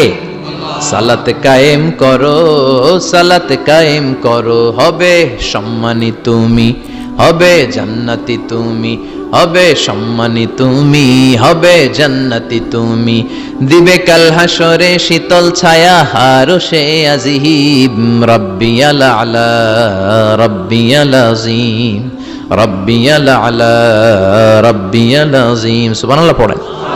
এজন্য নামাজ, নামাজ, এই নামাজ যাতে মিস হয়ে না যায়। সব মিস হতে পারে, নামাজ মিস হতে পারে না। আল্লাহ তুমি বুঝার তৌফিক দান করো। আমি আপনাদের খেদমতে সূরাতু আত-তাহরীম থেকে ছোট্ট একটি আয়াতের অংশ তেলাওয়াত করেছি, যেখানে আল্লাহ তাআলা আমাদেরকে আহ্বান জানিয়েছে, ওহে বিশ্বাসীরা, পাপ হতে পারে, ভুল হতে পারে, অন্যায় হতে পারে, ওই অন্যায়ের উপর অটল থেকো না, আমার কাছে ফিরে আসো। কাম টু ইউর লর্ড, তোমার রবের দরবারে ফিরে আসো, ক্ষমার মতো ক্ষমা চাও, ক্ষমার মতো ক্ষমা চাইলে আমি সব ক্ষমা করে দেব। সুবহানাল্লাহ পড়েন। রব্বুল আলামিন বলেন, ইয়া আইয়ুহাল্লাযীনা আমানু তুবু ইলাল্লাহি তাওবাতান নাসুহা। ও বিশ্বাসীরা, ভুল করেছো, অন্যায় করেছো, পাপ করেছো, জুলুম করেছো, আমার কাছে ফিরে আসো, ক্ষমা চাও। ক্ষমার মতো ক্ষমা চাইলে সব গুনাহ মাফ করে দিতে পারে কে? পাপ নাই, গুনাহ করি নাই, এরকম কেউ আছি? কথা বলেন। কত পাপ করছি, কোনো হিসাব আছে? পৃথিবীর কেউ না জানলেও জানে কে? পৃথিবী না জানুক আমি তো জানি, আমি কি পাপ করেছি হায়, আমার পাপের করলে বিচার, বাঁচার আমার নাই উপায়, দয়াময় প্রভু মাফ করো আমায়, মাফ করো আমায়। পড়েন আমিন। আমাদের পাপগুলো ক্ষমা করে কে? চিল্লায় বলেন কে? আল্লাহ ডেকে বলে, গোলাম আমি হলাম গাফিরুয যামব কাবিলুত তাওব। আমার কাজ হলো ক্ষমা করা, আমার কাজ হলো তওবা কবুল করা। শয়তানের কাজ হলো ওয়াসওয়াসা দেওয়া, আমাদেরকে ভুল পথে নিয়ে যাওয়া, আর আমাদের কাজ হলো ভুল করে ফেলা। আল্লাহর কাজ হলো ভুলগুলো মাফ করে দেয়া। আল্লাহ ডেকে বলে, গোলাম তোরা যদি ভুল না করতি, তোরা যদি পাপ না করতি, তোরা যদি অন্যায় না করতি, তোদেরকে ধ্বংস করে দিয়ে এমন একটা জাতি আমি এই দুনিয়ার বুকে তৈরি করতাম, যারা সকালবেলা ভুল করে দুপুরে মাফ চাইতো, দুপুরে ভুল করে রাত্রে মাফ চাইতো, আজকে ভুল করে আগামীকাল মাফ চাইতো, আর আমি আল্লাহ গুনাহগুলো তাদের সব ক্ষমা করে দিতাম। ক্ষমা করে দিতে আল্লাহর বড্ড ভালো লাগে। বান্দা আল্লাহর কাছে বারবার চাক, চোখের পানি ছাড়ুক, এটা আল্লাহ পছন্দ করে। চোখের পানির যে কত পাওয়ার আপনি কল্পনাই করতে পারবেন না। অনুশোচনার চোখের পানি চোখ বেয়ে নাকের ডগা পেয়ে জমিনে পড়ার আগেই আল্লাহ এই বান্দারে মাফ করে দেয়।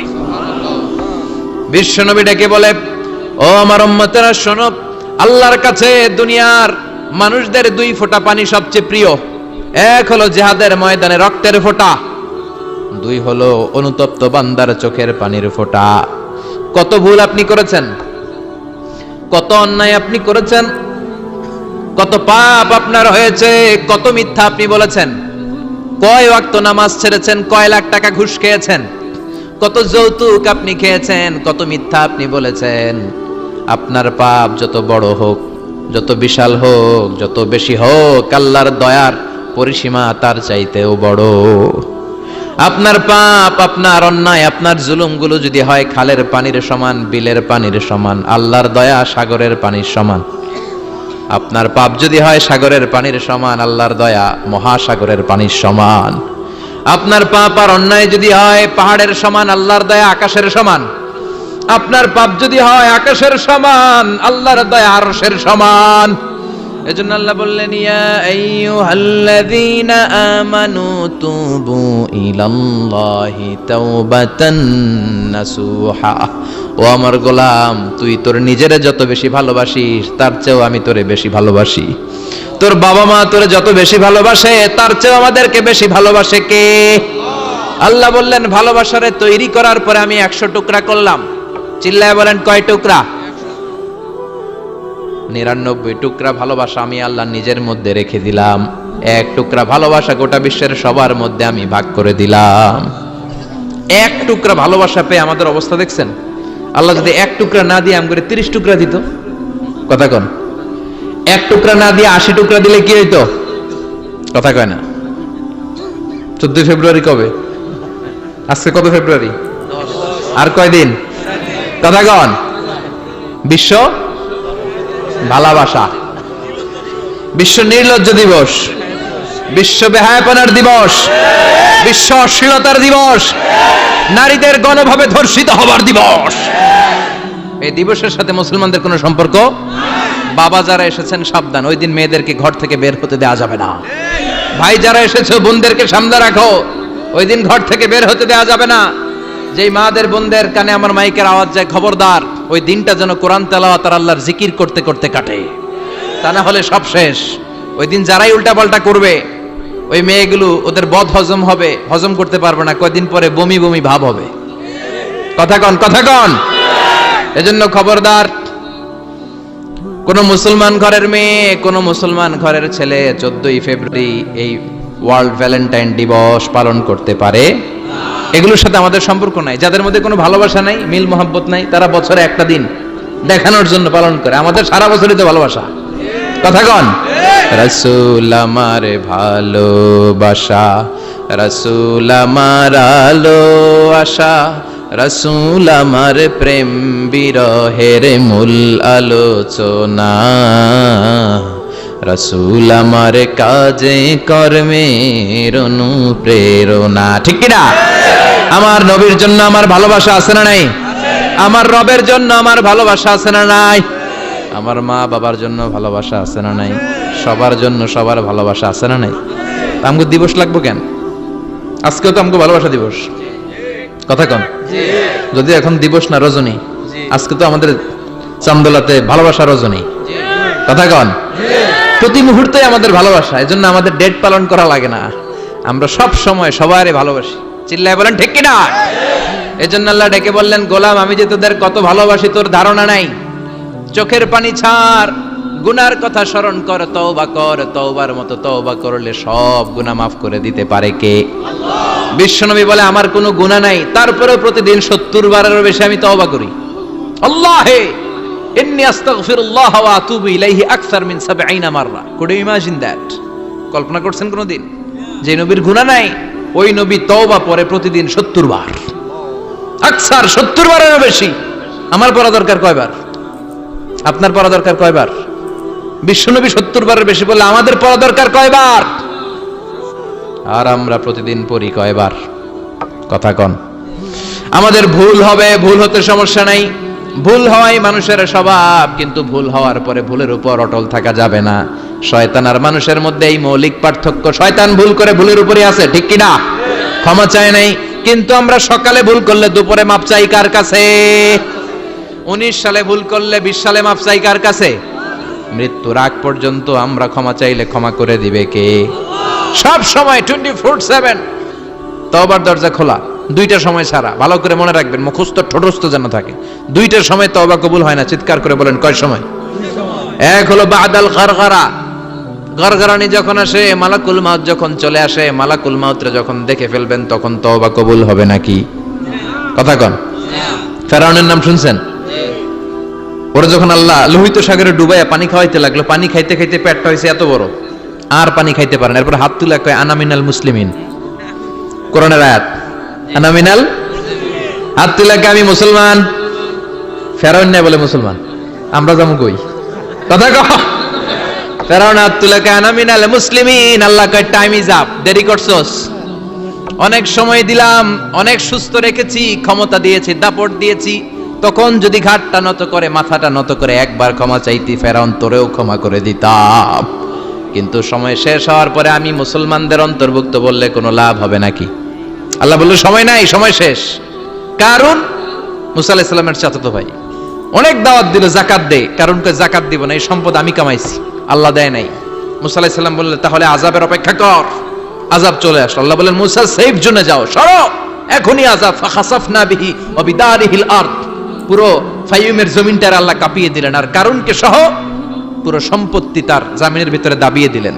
হাঁটু পর্যন্ত কারুন দেবে যায়, ভাবছে উঠে যাবে, কোমর পর্যন্ত দেবে যায়, ভাবছে উঠে যাবে, গলা পর্যন্ত যখন দেবে যায় আর সুযোগ নাই। কয় মুসা আমার সব সম্পত্তি তোরে আর তোর আল্লাহরে দিয়া দিলাম, আমারে বাঁচা, আমারে সব সম্পত্তি তোর আর তোর আল্লাহর, আমারে খালি বাঁচা, চাচা আপন প্রাণ। আল্লাহ বলে সময় শেষ। তার মানে বাদাল গারগারা, তওবা কিন্তু আর কবুল হয় না। এই হলো একটা। নাম্বার 2, বাদা তুলুই শামসি মিন মাগরিবিহা, প্রতিদিন চাঁদোলাতে সূর্য কোন দিক দিয়ে ওঠে? কথা কয় না? পূর্ব দিকে। কিয়ামতের আগ দিয়ে সূর্য আর পূর্ব দিকে উঠবে না, পশ্চিম দিক থেকে উঠবে। যেদিন প্রভাতে পশ্চিম দিক থেকে সূর্য উঠবে, ওই দিন থেকে তওবার দরজাটারে বন্ধ করে দিবে কে? আল্লাহ। তার আগ মুহূর্ত পর্যন্ত জীবনে যত গুনাহ করেছি, অন্যায় করেছি, চোখের পানি ছেড়ে ক্ষমা চাইলে ক্ষমা করবে কে? শয়তান আল্লাহরে চ্যালেঞ্জ দিছে, আল্লাহ তুমি আমারে জাহান্নামে পাঠাবা, আমিও তোমার বান্দা করে লয়ে একসাথে জামাতে ঢুকমু, একা ঢুকবো না, একা যাব না, তোমার বান্দাদেরকে সবগুলারে জাহান্নামী বানায়া তারপরে ঢুকমু। তোমারে চ্যালেঞ্জ দিলাম, একটারও জান্নাতে ঢুকাইতে পারবা? আল্লাহকে তুই আমারে চ্যালেঞ্জ দিলি? আমি তো সব রাজার বড় রাজা, মহারাজা, আমারে চ্যালেঞ্জ দেশ, এত সাহস পাইলি কই? তুই আজীবন ওয়াসওয়াসা দিয়ে পাপ কাজ করাবি, একদিন তাফসীর মাহফিলে এসে আমার বান্দা ক্ষমা চাবে, আমি মাফ করে দেবো, তুই কি করবি? আজীবন অন্যায় করবে, আজীবন পাপ করবে, জুলুম করবে, একদিন চোখের পানি ছেড়ে আমার কাছে কান্নার মতো কান্না করলে আমি সব গুনাহ মাফ করে দেব। এজন্য আল্লাহ বললেন ইয়া আইয়ুহাল্লাযীনা আমানু তুবু ইলাল্লাহি তাওবাতান নাসুহা, ভুল করেছো তওবা করো, মাফ করবে কে? সাইয়েদনা আদম আলাইহিস সালাম ভুল করলেন, দুনিয়ায় এসে শত শত বছর কাঁদলেন, কিন্তু ক্ষমা হয় না। আল্লাহরে বললেন আল্লাহ কি করলে ক্ষমা পাবো বলো? ফাতালাক্কা আদামু মির রাব্বিহি কালিমাতিন ফাতাবা আলাইহি, আল্লাহ বললেন ও আদম তোমারে কিছু কালেমা শিখায় দেই, এই কালেমাগুলো দিয়ে আমার কাছে দোয়া করো, ক্ষমা করে দেব। আল্লাহ শিখায় দিলেন, ও আদম দুই হাত তুলে চোখের পানি ছেড়ে আমার কাছে পড়ো, রব্বানা, পড়েন, রব্বানা যালামনা আনফুসানা ওয়া ইল্লাম তাগফির লানা ওয়া তারহামনা লানাকুনান্না মিনাল খাসিরিন। এটা শিখাইতেছিল আল্লাহ। আল্লাহ আমি জুলুম করেছি, অন্যায় করেছি, ভুল করেছি, পাপ করেছি, তুমি যদি ক্ষমা না করো ক্ষমা করার কেউ নাই, ঠিক কি না? আমরাও পাপ করলে এই দোয়াটা পড়ার দরকার আছে না নাই? 5টা শর্ত সাপেক্ষে আমাদের তওবা কবুল করবে কে? তওবা কবুল হওয়ার কিছু শর্ত আছে 5টা। নাদাম মানে repentance, you have to be repentant for what you have done. আপনাকে অনুতপ্ত হতে হবে, চোখের পানি ছাড়তে হবে, আল্লাহ আমি লজ্জিত, আল্লাহ আমি নাদান, আমি পিশাচ, আমারে মাফ করে দাও। তার মানে স্বীকার গেলেন কি অন্যায় করেছেন। 2 নম্বরে আপনি অনুতপ্ত হলেন। 3 নম্বরে স্টপ, যেই পাপ করতেছিলেন ওইটা থামান, stop, what you have done, যেটা করতেছিলেন আগে থামান। আপনি সুদ খাইছেন, অনুশোচনা আসলো, মাফও চাইতেছেন, আবার সুদও খাইতেছেন, হবে? আপনি ঘুষ খেয়েছেন, তওবা শুরু করলেন আবার ঘুষও খেয়ে যাচ্ছেন, হবে? থামেন, স্টপ। 3টা গেল। 4 number, to hate what you have done, ঘৃণা করতে হবে। যে পাপটা করেছেন মন থেকে, ওই পাপটাকে ঘৃণা করতে হবে। 5 নাম্বার শর্ত হচ্ছে to determine that you never repeat this sin again in your life. আল্লাহর ওয়াদা দেন, কমিটমেন্ট দেন যে আল্লাহ আমার জীবনে পারতপক্ষে এই পাপ জীবনেও করব না। চিৎকার করে বলেন ঠিক কিনা? তার মানে আপনি শিকার যান, তারপরে আপনি অনুতপ্ত হবেন, যে পাপ করেছেন থামিয়ে দিবেন, পাপটারে মন থেকে ঘৃণা করবেন, আর আল্লাহরে ওয়াদা দিবেন আল্লাহ আর করব না। এই 5টা শর্তের আলোকে তওবা করলে জীবনের সব গুনাহ মাফ করে দিবে কে? এজন্য আল্লাহ বললেন, ইয়া আইয়ুহাল্লাযীনা আমানু তুবু ইলাল্লাহি তাওবাতান নাসুহা, তওবার মতো তওবা করো, সব গুনাহ মাফ করতে পারে কে? তওবা করবেন তো? রাজি আছেন? কবে করবেন? এই মুহূর্তে তওবা করলাম, এই মুহূর্তে আল্লাহর কাছে ক্ষমা চাই, আল্লাহ জীবনের সব গুনাহ মাফ করে দাও। আমাদের দেশে তওবা করার জন্য হুজুর লাগে, কথা কন? পীর সাহেব হুজুর, বড় হুজুর, ছোট হুজুর, হাফেজ সাহেব লাগে না? হাফেজ সাহেব, ইমাম সাহেব, এদের ছাড়া নাকি তওবা হয় না। না, এটা ভুয়া কথা। আপনি অনুতপ্ত হন, আপনি চোখের পানি ছাড়েন, আপনি আপনার রবরে বলেন, ক্ষমা করে দিবে কে?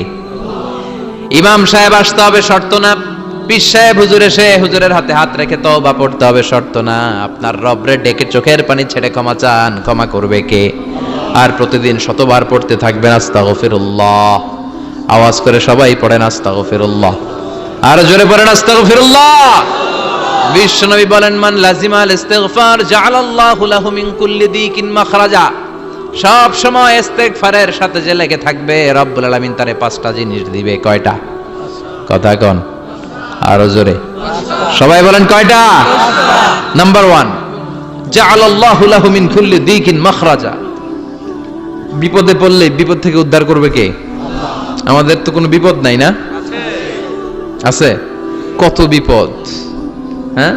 রাস্তাঘাটে দুর্ঘটনা হতে পারে, যে কোনো সময় ভূমিকম্পে পড়তে পারি, বজ্রপাত পড়তে পারে না, ঠেড়া পয়রা মানুষ নাই, আছে না নাই? এই বিপদ আপদ থেকে আপনারা রক্ষা করবে কে? যদি আপনি ইস্তেগফারের সাথে আঠার মতো লেগে থাকেন। কিসের সাথে? কথা বলেন। ইস্তেগফারের সাথে লেগে থাকতে পারলে 1 নাম্বার হচ্ছে বিপদে পড়লে আপনারে মুক্ত করে দিবে কে?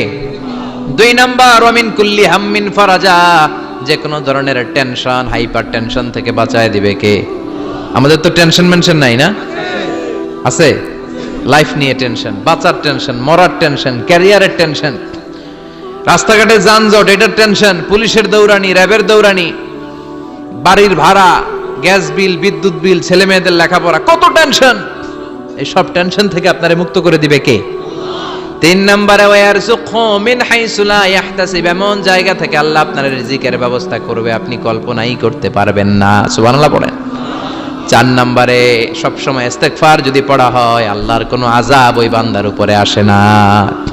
ওমা কানাল্লাহু মুআযযিবাহুম ওয়া হুম ইস্তাগফিরুন।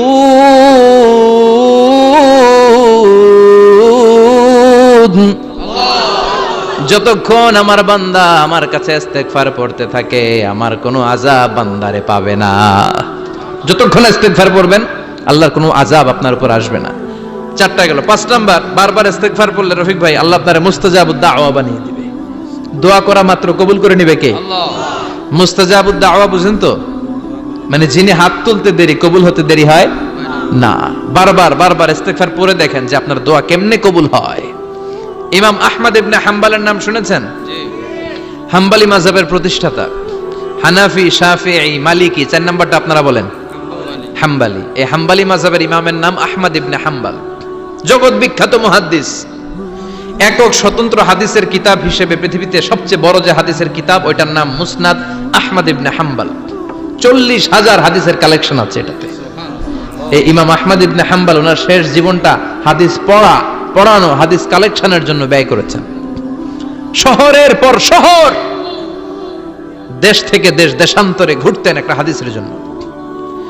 উনি সফরে বেরিয়েছেন হাদিস কালেকশনের জন্য। প্রচন্ড শীতের রাত, উনি মাগরিবের নামাজ, এশারের নামাজ পড়ে একটা মসজিদে শুয়ে পড়লেন আর শুয়ে শুয়ে হাদিস পড়তেছেন। কি পড়তেছেন? কথা বলেন। আর মনে মনে ভাবলেন রাতটা মসজিদে কাটায় দেই, ফজরের নামাজ পড়ে আবার বেরোবো। কিন্তু দারোয়ান এসে বলে মসজিদে থাকতে পারবেন না, ওঠেন। দারোয়ান আছে না? কথা কন। আহমদ ইবনে হাম্বল বললেন আমি শুধু রাতটা থাকতে চাই, আমি তো ফজরেরও মুসল্লি, ফজর নামাজ পড়বো তো এই মসজিদে, আমার থাকতে দাও। দারোয়ান তো না। বিশ্বনবী বলেন যুদ্ধের ময়দান থেকে ফিরে এসেছে এরকম কবিরা গুনাহ অবলম্বনকারীও যদি আস্তাগফিরুল্লাহ আল্লাযী লা ইলাহা ইল্লা হুয়াল হাইয়ুল কাইয়্যুম ওয়া আতুবু ইলাইহি পড়ে, ওই কবিরা গুনাহকারীকেও ক্ষমা করে দিবে কে? পড়তে রাজি আছেন তো? আবার সাইয়েদনা আবু বকর বললেন ইয়া রাসূলুল্লাহ আল্লিমনি দুআআন আদউ বিহি ফি সালাতি, এমন দোয়া আপনি আমারে শিক্ষা দেন যেই দোয়াটা আমি নামাজে পড়তে পারি। বিশ্বনবী বললেন পড়ো আল্লাহুম্মা ইন্নী যালামতু নাফসি যুলমান কাসীরা ওয়া লা ইয়াগফিরুয যুনুবা ইল্লা আনতা ফাগফিরলি মাগফিরাতাম মিন ইনদিক ইন্নাকা আনতাল গফুরুর রহিম। সুবহানাল্লাহ পড়েন। এটাও ইস্তেগফার। আমরা এটার বলে দোয়া মাসুরা, সালাম ফেরানোর আগে পড়ি না? যেখানেই ক্ষমা চাওয়ার কথা আছে ওইটারই কি বলে? ইস্তেগফার। আল্লাহুম্মা ইন্নী যালামতু নাফসি, আল্লাহ জুলুম করেছি, যুলমান কাসীরা, অনেক জুলুম। ওয়ালা ইয়াগফিরুয যুনুবা ইল্লা আনতা, তুমি ছাড়া এই গুনাহ ক্ষমা করার তো কেউ নাই। ফাগফিরলি মাগফিরাতাম মিন ইনদিক, তোমার দয়ায় আমারে ক্ষমা করে দাও। ইন্নাকা আনতাল গফুরুর রহিম, তুমি হলা ক্ষমাশীল। ঠিক কি না? এটাও ইস্তেগফার, এটাও পড়বেন। আর এই সব ইস্তেগফারের শ্রেষ্ঠ ইস্তেগফারের নাম সাইয়্যিদুল ইস্তেগফার। যত ইস্তেগফার হতে পারে এর মধ্যে সবচেয়ে শ্রেষ্ঠতম ইস্তেগফার নাম কি? কথা কন। বুখারীর বর্ণনা, শাদ্দাদ ইবনে আউস রাদিয়াল্লাহু তাআলা আনহু বর্ণনা করেন এই সাইয়্যিদুল ইস্তেগফার দিনের বেলা যে পড়বে ওই দিনে মারা গেলে সে জান্নাতি। এই সাইয়্যিদুল ইস্তেগফার রাতের বেলা যে পড়বে ওই রাতে যদি ইন্তেকাল হয় ওই লোকটা জান্নাতি। মুখস্থ আছে না? কার কার মুখস্থ হাত তুলেন। মাশাআল্লাহ, তাবারাকাল্লাহ, মাশাআল্লাহ, মাশাআল্লাহ। আর যাদের নাই তাদের হোমওয়ার্ক, তাদের আল্লাহুম্মা আনতা রাব্বি লা ইলাহা ইল্লা আনতা খলাকতানি ওয়া আনা আবদুক ওয়া আনা আলা আহদিকা ওয়া ওয়া'দিকা মাস্তাতা'তু আউযু বিকা মিন শাররি মা সানা'তু আবুউ লাকা বিনি'মাতিকা আলাইয়া ওয়া আবুউ লাকা বিযামবি ফাগফিরলি ফাইন্নাহু লা ইয়াগফিরুয যুনুবা ইল্লা আনতা। সুবহানাল্লাহ পড়েন। আজকে রাতে পড়ছেন, মারা গেলে জান্নাতি। চিল্লায় পড়েন না আল্লাহু আকবার।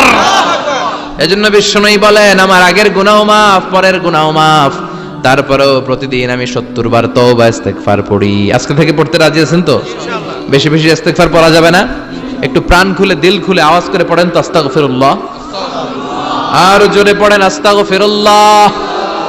আবার সবাই পড়েন আস্তাগফিরুল্লাহ।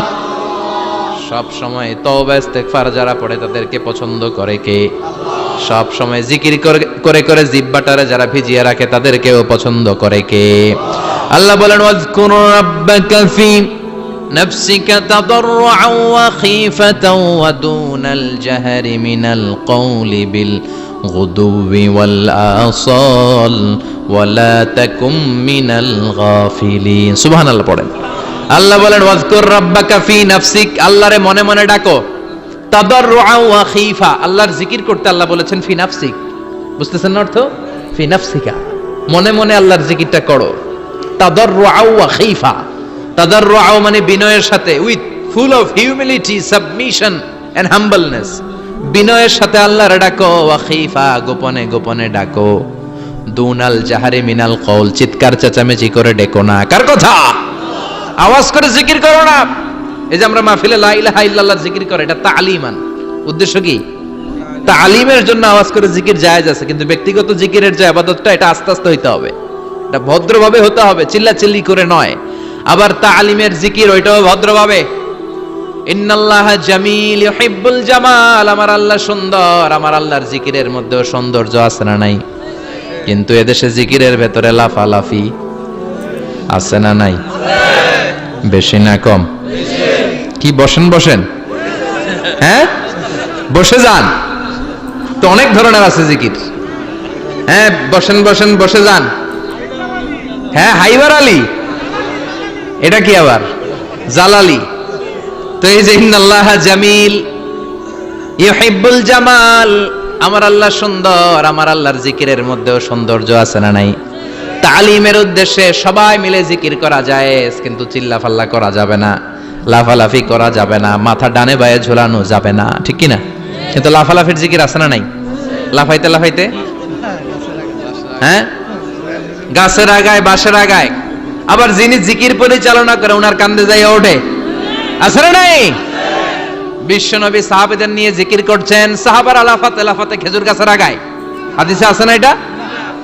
বিশ্বনবী সাহাবাদেরকে নিয়ে জিকির করছেন, লাফাতে লাফাতে আবু বকর বিশ্বনবীর কান্দের উপরে। আছে হাদিসে আছে? এটা জিকির নয়। কি সুন্দর দেখেন, ইসলাম বোঝা কত সহজ। ওয়াজকুর রাব্বাকা ফি নাফসিকা তাদাররুআ ওয়া খাইফা, গোপনে জিকির করো, ভদ্রতার সাথে বিনয়ের সাথে জিকির করো। ওয়ালা তাকুম মিনাল গাফিলিন দুনাল জাহারি মিনাল কওল, চিৎকার চেঁচামেচি করে জিকির করো না। যারা চিকফাল দিয়ে হই হই হই হই করে, আছে না? হই হই হই হই হই হইয়ের ভিতরে আল্লাহর নাম আছে?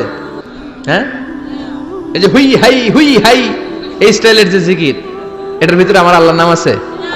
আল্লাহর নাম যদি না থাকে ওইটা জিকির হবে? কথা বলেন।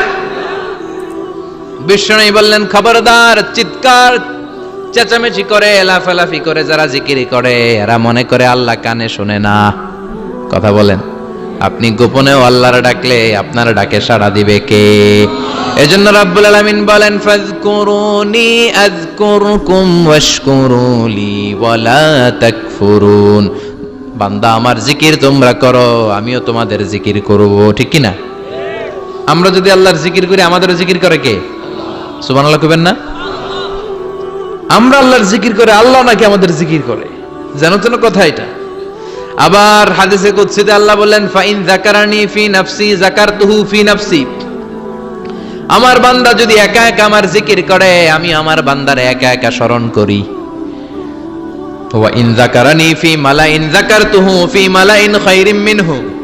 এরকম মহা সম্মেলন করে যদি কেউ আমি আল্লাহর জিকির করে, আমি এর চেয়েও বড় মহা সম্মেলন ফেরেশতাদেরকে নিয়ে করে আমার বান্দারে স্মরণ করি। ওয়া ইন তাকাররাবা ইলাইয়া শিবরান তাকাররাবতু ইলাইহি যিরাআন। আমার বান্দা যদি আমার দিকে এক বিঘত আসতে চায়, আমি আমার বান্দার দিকে এক হাত এগিয়ে যাই।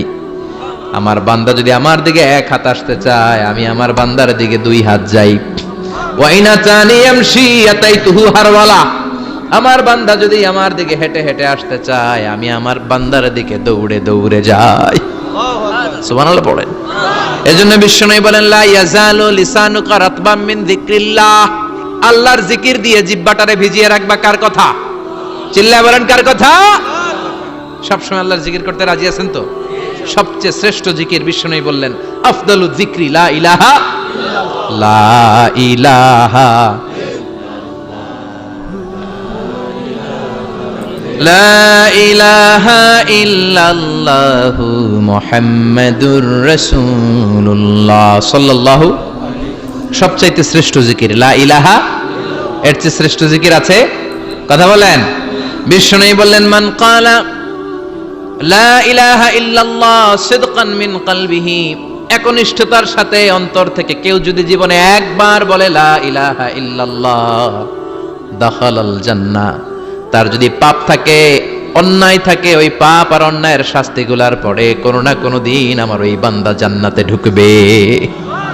একবার যদি খালিসান মিন কলবিহি সে পড়ে লা ইলাহা ইল্লাল্লাহ, তার জন্য জান্নাতকে অবধারিত করে দিয়েছে কে? আবার এটার নাম আল্লাহ দিয়েছে কালিমায়ে। কথা বলেন। দরাবাল্লাহু মাসালান কালিমাতান তাইয়িবাতান কাশাজারাতিন তাইয়িবাতিন আসলুহা সাবিতুন ওয়া ফারউহা ফিস সামা। সুবহানাল্লাহ। পবিত্র বাণী এটা কালিমায়ে তাইয়িবা। আবু সাঈদ আল খুদরি থেকে বর্ণিত, মুস্তাদরাকে হাকিম আর সহিহ ইবনে হিব্বানে এসেছে। বিশ্বনবী বলেন, মুসা আলাইহিস সালাম আল্লাহর একবার প্রশ্ন করলেন, ইয়া রাব আল্লিমনি দুআন আদউ বিহি, আপনি আমার এমন একটা জিকির শিক্ষা দেন যে জিকির দিয়ে আমি শুধু আপনার জিকির করব, কেউ এই জিকির করতে পারবে না। এই জিকির জানবো শুধু আমি, আর জানবেন কথা কোন? প্রশ্ন করছে কে? হ্যাঁ, কাকে করেছে? আল্লাহ এমন একটা জিকির শিখান যেই জিকির কেউ জানে না, আমি জানবো আর ওই জিকির দিয়ে প্রাণ ভরে আপনারে ডাকবো। আল্লাহ বললেন মুসা পড়ো লা ইলাহা ইল্লাল্লাহু মুহাম্মাদুর রাসূলুল্লাহ। মুসা আলাইহিস সালাম বললেন আল্লাহ চাইলাম কি, কইলেন কি? লা ইলাহা তো জাতীয় জিকির, এটা তো আন্তর্জাতিক জিকির, এটা জানে না এমন কেউ নাই, এমনকি হিন্দু ভাইরাও জানে। কথা কন আল্লাহ আমি তো চাইছিলাম এক্সক্লুসিভ, আমার জন্য স্পেশাল, এর চেয়ে সুন্দর আর কেউ জানবে না, এত সুন্দর একটা জিকির আপনি দিবেন, এটা আমি ডাকবো আপনারে আর আপনি শুনবেন। আল্লাহ বললেন মুসা এর চেয়ে দামি আমার কাছে নাই। লাউ তাদউ লা ইলাহা ইল্লাল্লাহ ফি কাফা, লা ইলাহা রে যদি মুসা এক পাল্লায় রেখে দাও, ওয়াস সামাওয়াতু সাবউ ওয়াল আরদিন, সাত আকাশ সাত জমিন যদি আরেক পাল্লায় রেখে দাও, লা ইলাহা এক পাল্লায়, সাত আকাশ সাত জমিন আরেক পাল্লায় ওজন যদি দাও, লা রাজাহাত কাফাতু লা ইলাহা ইল্লাল্লাহ, মুসা দেখবা মুহূর্তের মধ্যে লা ইলাহা ইল্লাল্লাহর পাল্লা ভারী হয়ে গেছে। সাত আকাশ সাত জমিন এক পাল্লায়, শুধু লা ইলাহা ইল্লাল্লাহ এক পাল্লায়, মুহূর্তে লা ইলাহার পাল্লাটারে ভারী করে দিবে কে? এটা বিপ্লবী বাণী। আমরা এটারে ভিক্ষার মধ্যে লাগাইছি। এখন ভিক্ষা করার সময় লা ইলাহা আছে না নাই? একটা টাকা দিয়া যান আমি গরিব ইনসান, আখিরাতে সওয়াব পাইবেন পাহাড় সমান। একটা টাকা দিয়া যান আমি গরিব ইনসান, আছে না নাই? জুমার নামাজের সময় ভিক্ষা করে একটা টাকা দিয়া যান আর লা ইলাহার জিকির লগে, আছে না নাই? এটা আমরা ভিক্ষার জিকির বানাইছি, এটা তো বিপ্লবী বাণী। এই বাণীর পক্ষে যারা, তারা ন্যায় আর সত্যের পক্ষে চিল্লায় বলেন ঠিক কিনা? এই বাণীতে যারা বিশ্বাস করে তারা এক আল্লাহর সামনে মাথা নত করে দেয়, গোটা পৃথিবীর কোন শক্তির সামনে ওই মাথা নত হয় না, ঠিক কিনা? এই লা ইলাহা যারা আমরা মানি, আল্লাহ ছাড়া কারো সামনে মাথা নত করব? কোন শক্তি আমাদের মাথা নত করাতে পারে? এটা বিপ্লবী বাণী, এটা সংগ্রামী বাণী। এই বাণী এমন বিপ্লব তৈরি করে গোটা বিশ্ব পাল্টে দেয়। এই লা ইলাহার ব্যাখ্যা করেছেন সাইয়্যিদ কুতুব শাহীদ তার তাফসিরে। নাম শুনছেন? কি নাম তাফসিরের? ফি জিলালিল কোরআন। ফি জিলালিল কোরআন লিখে উনি মিশর কাঁপিয়ে দিলেন। তিনি গোটা বিশ্বের জাহালাতকে তার তাফসিরের লেখনীর মধ্য দিয়ে তুলে এনেছেন। আর বলেছেন আল্লাহর আইন ছাড়া পৃথিবীর বুকে কোনো আইন চলবে না। তার তাফসির পরে মিশরের সব যুবকরা রাস্তায় নেমে এলো। আন্দোলনের চোটে পুরো মিশরে উত্তাল গণ আন্দোলন। ইনিল হুকমু ইল্লা লিল্লাহ, আল্লাহর জমিনে আল্লাহর আইন ছাড়া কিছু চলবে? পুরো মিশর টালমাটাল, সরকার টালমাটাল। সরকার প্রধান ছিল জামাল আব্দুল নাসের। কয়টারে জেলে ভর? কথা কন, হকের কথা বললেই জেলখানা আছে না নাই? সাইয়্যিদ কুতুব শাহীদের জেলখানায় ভরা হলো। ওনারে জেলখানায় ভরার পরে আন্দোলন আরো 3 গুণ বেড়ে গেল। কায়রোর রাস্তায়, মিশরের রাস্তায় রাস্তায় ইসলাম প্রেমিক, কোরআন প্রেমিক যুবকদের আন্দোলন। পুরো আন্দোলনে মিশর কেঁপে উঠল। মিশর ব্যাপী আন্দোলনের গণজোয়ার। সরকারের অবস্থা খারাপ। সরকার এবার ঘোষণা দিল সাইয়্যিদ কুতুব শাহীদ মিশরের যুবকদেরকে আন্দোলনে ঠেলে দেওয়ার কারণে তাকে মৃত্যুদণ্ড দেয়া হলো। ফাঁসি। যুগে যুগে কোরআনের পক্ষে যারা, এদের কাছে ফাঁসির রশি আছে না নাই? কিন্তু এই ফাঁসির রশিকে তারা থোড়াই কেয়ার করে চিল্লায় বলেন ঠিক কিনা? ফাঁসি। সাইয়্যিদ কুতুব শাহীদের ফাঁসির রায় দেয়া হলো। আদালত থেকে ফাঁসির রায় বহাল রাখা হলো। যেদিন ফাঁসি দেওয়া হবে তার 1 ঘন্টা আগের ঘটনা। কারা কর্তৃপক্ষের নিয়ম অনুযায়ী, জেল কোডের নিয়ম অনুযায়ী জেলখানার যিনি ইমাম আছে না, উনি 1 ঘন্টা আগে আইসা এই কালিমা পড়ায়, যারা ফাঁসি দেওয়া হবে আরে পড়ায় লা ইলাহা মুহাম্মাদুর। তো সাইয়্যিদ কুতুব শাহীদকে কালিমা পড়ানোর জন্য ইমাম সাহেব আসছে। ফাঁসির বাকি কয় ঘন্টা, এসে বলে সাইয়্যিদ কুতুব শাহীদ আপনি পড়েন লা ইলাহা ইল্লাল্লাহ। সাইয়্যিদ কুতুব শাহীদ বলে আমারে তুই কালিমা শিখাইস না, আমি কালিমা খুব ভালো জানি। যেই কালিমা পড়ানোর কারণে সরকার তোরে বেতন দেয়, ওই কালিমার ব্যাখ্যা করার কারণে সরকার আজকে আমারে ফাঁসি দেয়। তুই কালিমা পড়াস, তোরে টাকার বান্ডিল দেয়, আমি কালিমার ব্যাখ্যা করার কারণে ফাঁসির মঞ্চে দাঁড়াই, চিল্লায় বলেন ঠিক কিনা? তার মানে তোর কালিমা আমার কালিমা এক কালিমা না। এই 2 কালিমার মধ্যে পার্থক্য আছে না নাই? তোর ইমানি চেতনা আমার ইমানি চেতনা এক ইমানি চেতনা নয়। তোরে টাকা দেয়, আমারে ফাঁসি দেয়, তার মানে দুই চেতনা আলাদা। চিল্লায় বলো ঠিক কিনা? এজন্য আল্লাহ ডেকে বললেন, গোলাম এটা বিপ্লবী বাণী। এই কালেমার আন্দোলন যারা করে তারা আল্লাহ ছাড়া পৃথিবীর কাউরে ভয় পায় না, আর তারা চায় কালেমার পতাকা পৃথিবীর মধ্যে যেন পথ পথ করে উড়ে। ঠিক কিনা? বাংলার জমিনে কালেমার পতাকা উড়ুক, আমরা চাই কি চাই না? কোন একদিন এ দেশের আকাশে কালিমার পতাকা উড়বে, সেদিন সবাই খোদাই বিধান পে দুঃখ বেদনা ভুলবে। কোন একদিন এ দেশের আকাশে কালিমার পতাকা উড়বে, সেদিন সবাই খোদাই বিধান পে দুঃখ বেদনা ভুলবে। চিৎকার করে বলেন ঠিক কিনা? এই কালেমার সমাজ যদি হয়, ওই সমাজে কেউ লাঞ্ছিত হবে না, ওই সমাজে কোনো নারী নিগৃহীতা হবে না, ওই সমাজের কোনো কাজের মেয়েরা ধর্ষিতা হবে না, ওই সমাজে দুর্নীতি থাকবে না, ঘুষ থাকবে না, চাঁদাবাজি থাকবে না, টেন্ডারবাজি থাকবে না। সমাজটারে শান্তি দিয়ে সমৃদ্ধ করে দিবে কে? এজন্য সব সময় জিকির করতে হবে একজনের। চিল্লায় বলেন তিনি কে? শ্রেষ্ঠ জিকির হচ্ছে লা ইলাহা ইল্লাল্লাহ। করতে রাজি আছেন? সব সময় জিকিরটা করতে রাজি আছেন? Every night and every day,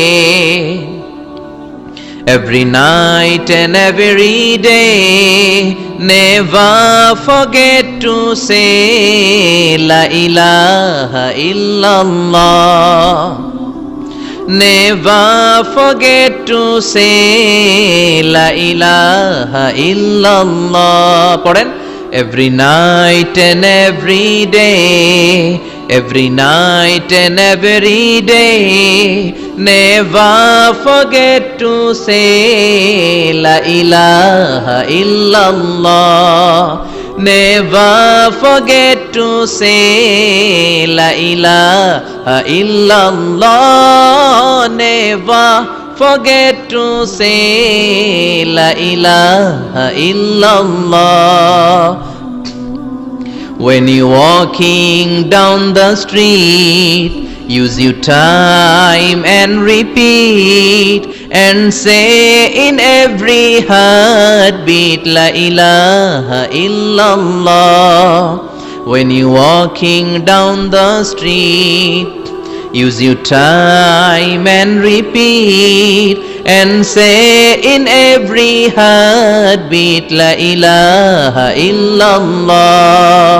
Every night and every day, every night and every day, never forget to say la ilaha illallah. চিল্লায় বলেন ঠিক কিনা? দিনে রাতে যে কোনো মুহূর্তে আমাদের জিহ্বার মধ্যে থাকবে কি? কথা বলেন, জিহ্বায় থাকবে কি? এজন্য বিশ্বনবী বললেন, আফদালুয যিকরি লা ইলাহা ইল্লাল্লাহ, আল্লাহর কাছে সবচাইতে প্রিয় জিকির হলো লা ইলাহা ইল্লাল্লাহ। আবার বিশ্বনবী বললেন, আহাব্বুল কালামে ইলাল্লাহি আরবাআ, আল্লাহর কাছে সবচাইতে প্রিয় কথা হলো চারটা। কয়টা? সুবহানাল্লাহ, আলহামদুলিল্লাহ, লা ইলাহা ইল্লাল্লাহ। সুবহানাল্লাহ,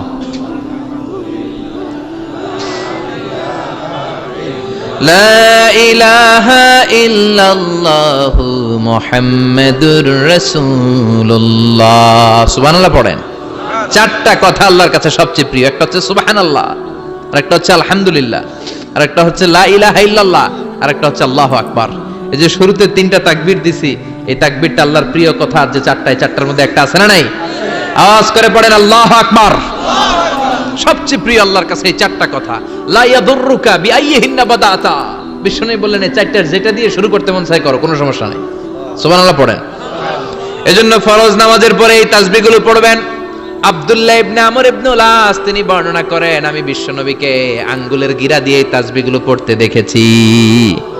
রাআইতুন নাবিয়্যা সাল্লাল্লাহু আলাইহি ওয়াসাল্লাম ইয়াকিদু তাসবিহা বিয়ামিনি, আমি বিশ্বনবীর ডান হাতের আঙ্গুলের গিরায় তাসবিহগুলোকে পড়তে দেখেছি। পড়তে রাজি আছেন? ডান হাত তোলেন, এই আঙ্গুলের করের মধ্যে এইভাবে রাখেন, এইভাবে রেখে নামাজের পরেই সুবহানাল্লাহ আলহামদুলিল্লাহ পড়তে রাজি আছেন? সুবহানাল্লাহ 33 বার, আলহামদুলিল্লাহ 33 বার, আল্লাহু আকবার 33 বার পড়তে রাজি আছেন সবাই? আল্লাহ তুমি কবুল করো। ফরজ সালাতের পরে আমরা মুনাজাত দেওয়ার জন্য পাগল হয়ে যাই। আসসালামু আলাইকুম ওয়া রাহমাতুল্লাহ, আসসালামু আলাইকুম ওয়া রাহমাতুল্লাহ, আমিন ইয়া আরহামার রাহিমিন। আছে না নাই? চান্দলায় মনে হয় নাই, কিন্তু বিশ্বনবী সালাম ফেরানোর পরে সর্বপ্রথম যে আওয়াজটা করতেন সেটা হচ্ছে আল্লাহু আকবার। এরপর 3 বার পড়তেন আস্তাগফিরুল্লাহ আস্তাগফিরুল্লাহ আস্তাগফিরুল্লাহ। এরপর আয়াতুল কুরসি একবার। কয়বার?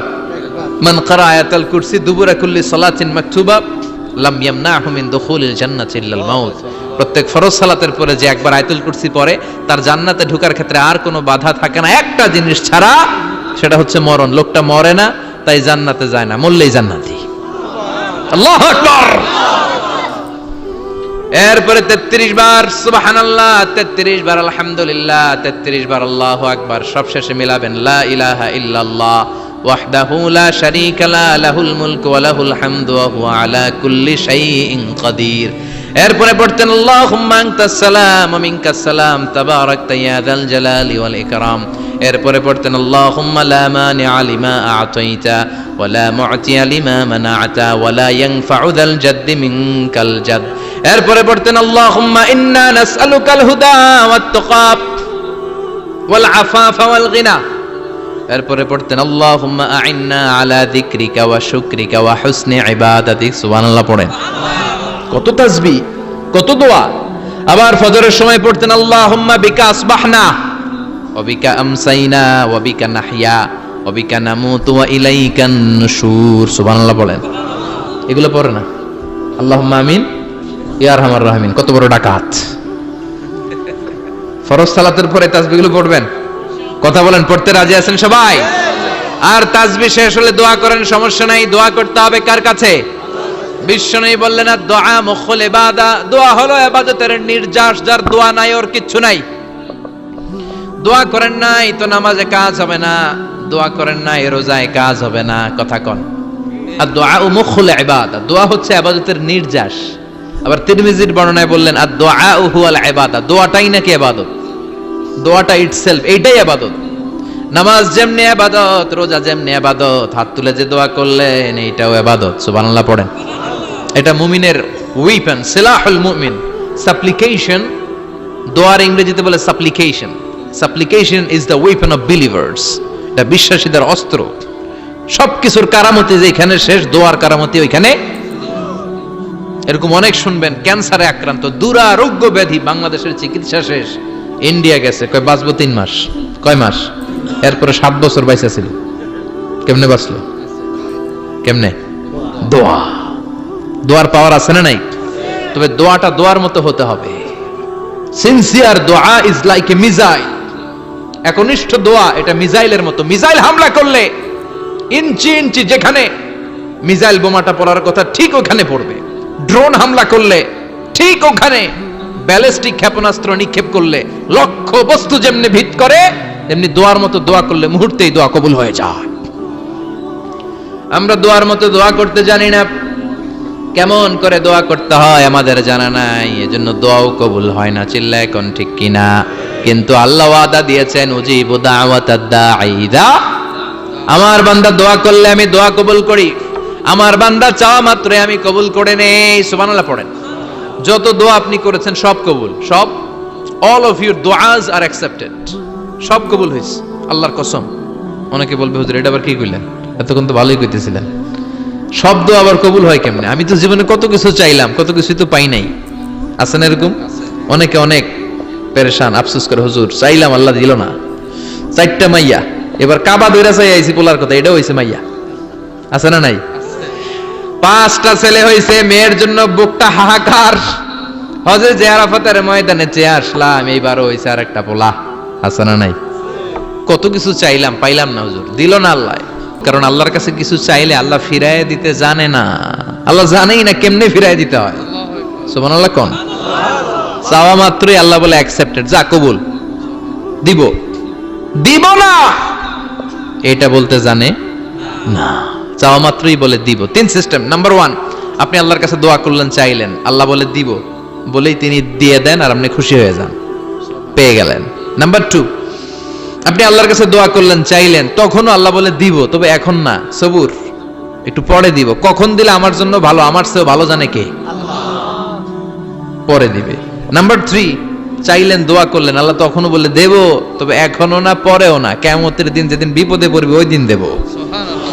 যেদিন তোর বাবা তোরে চিনবে না, তোর মা তোরে চিনবে না, বন্ধু বন্ধুরে চিনবে না, পীর সাহেব মুরিদরে চিনবে না, মুরিদ পীর সাহেবরে চিনবে না, ইমাম সাহেব মুসল্লিরে চিনবে না, মুসল্লি ইমাম সাহেবরে চিনবে না, কেউ কাউরে চিনবে না। ওই কঠিন দিনে তোরে আমি বাঁচাইয়া দেব।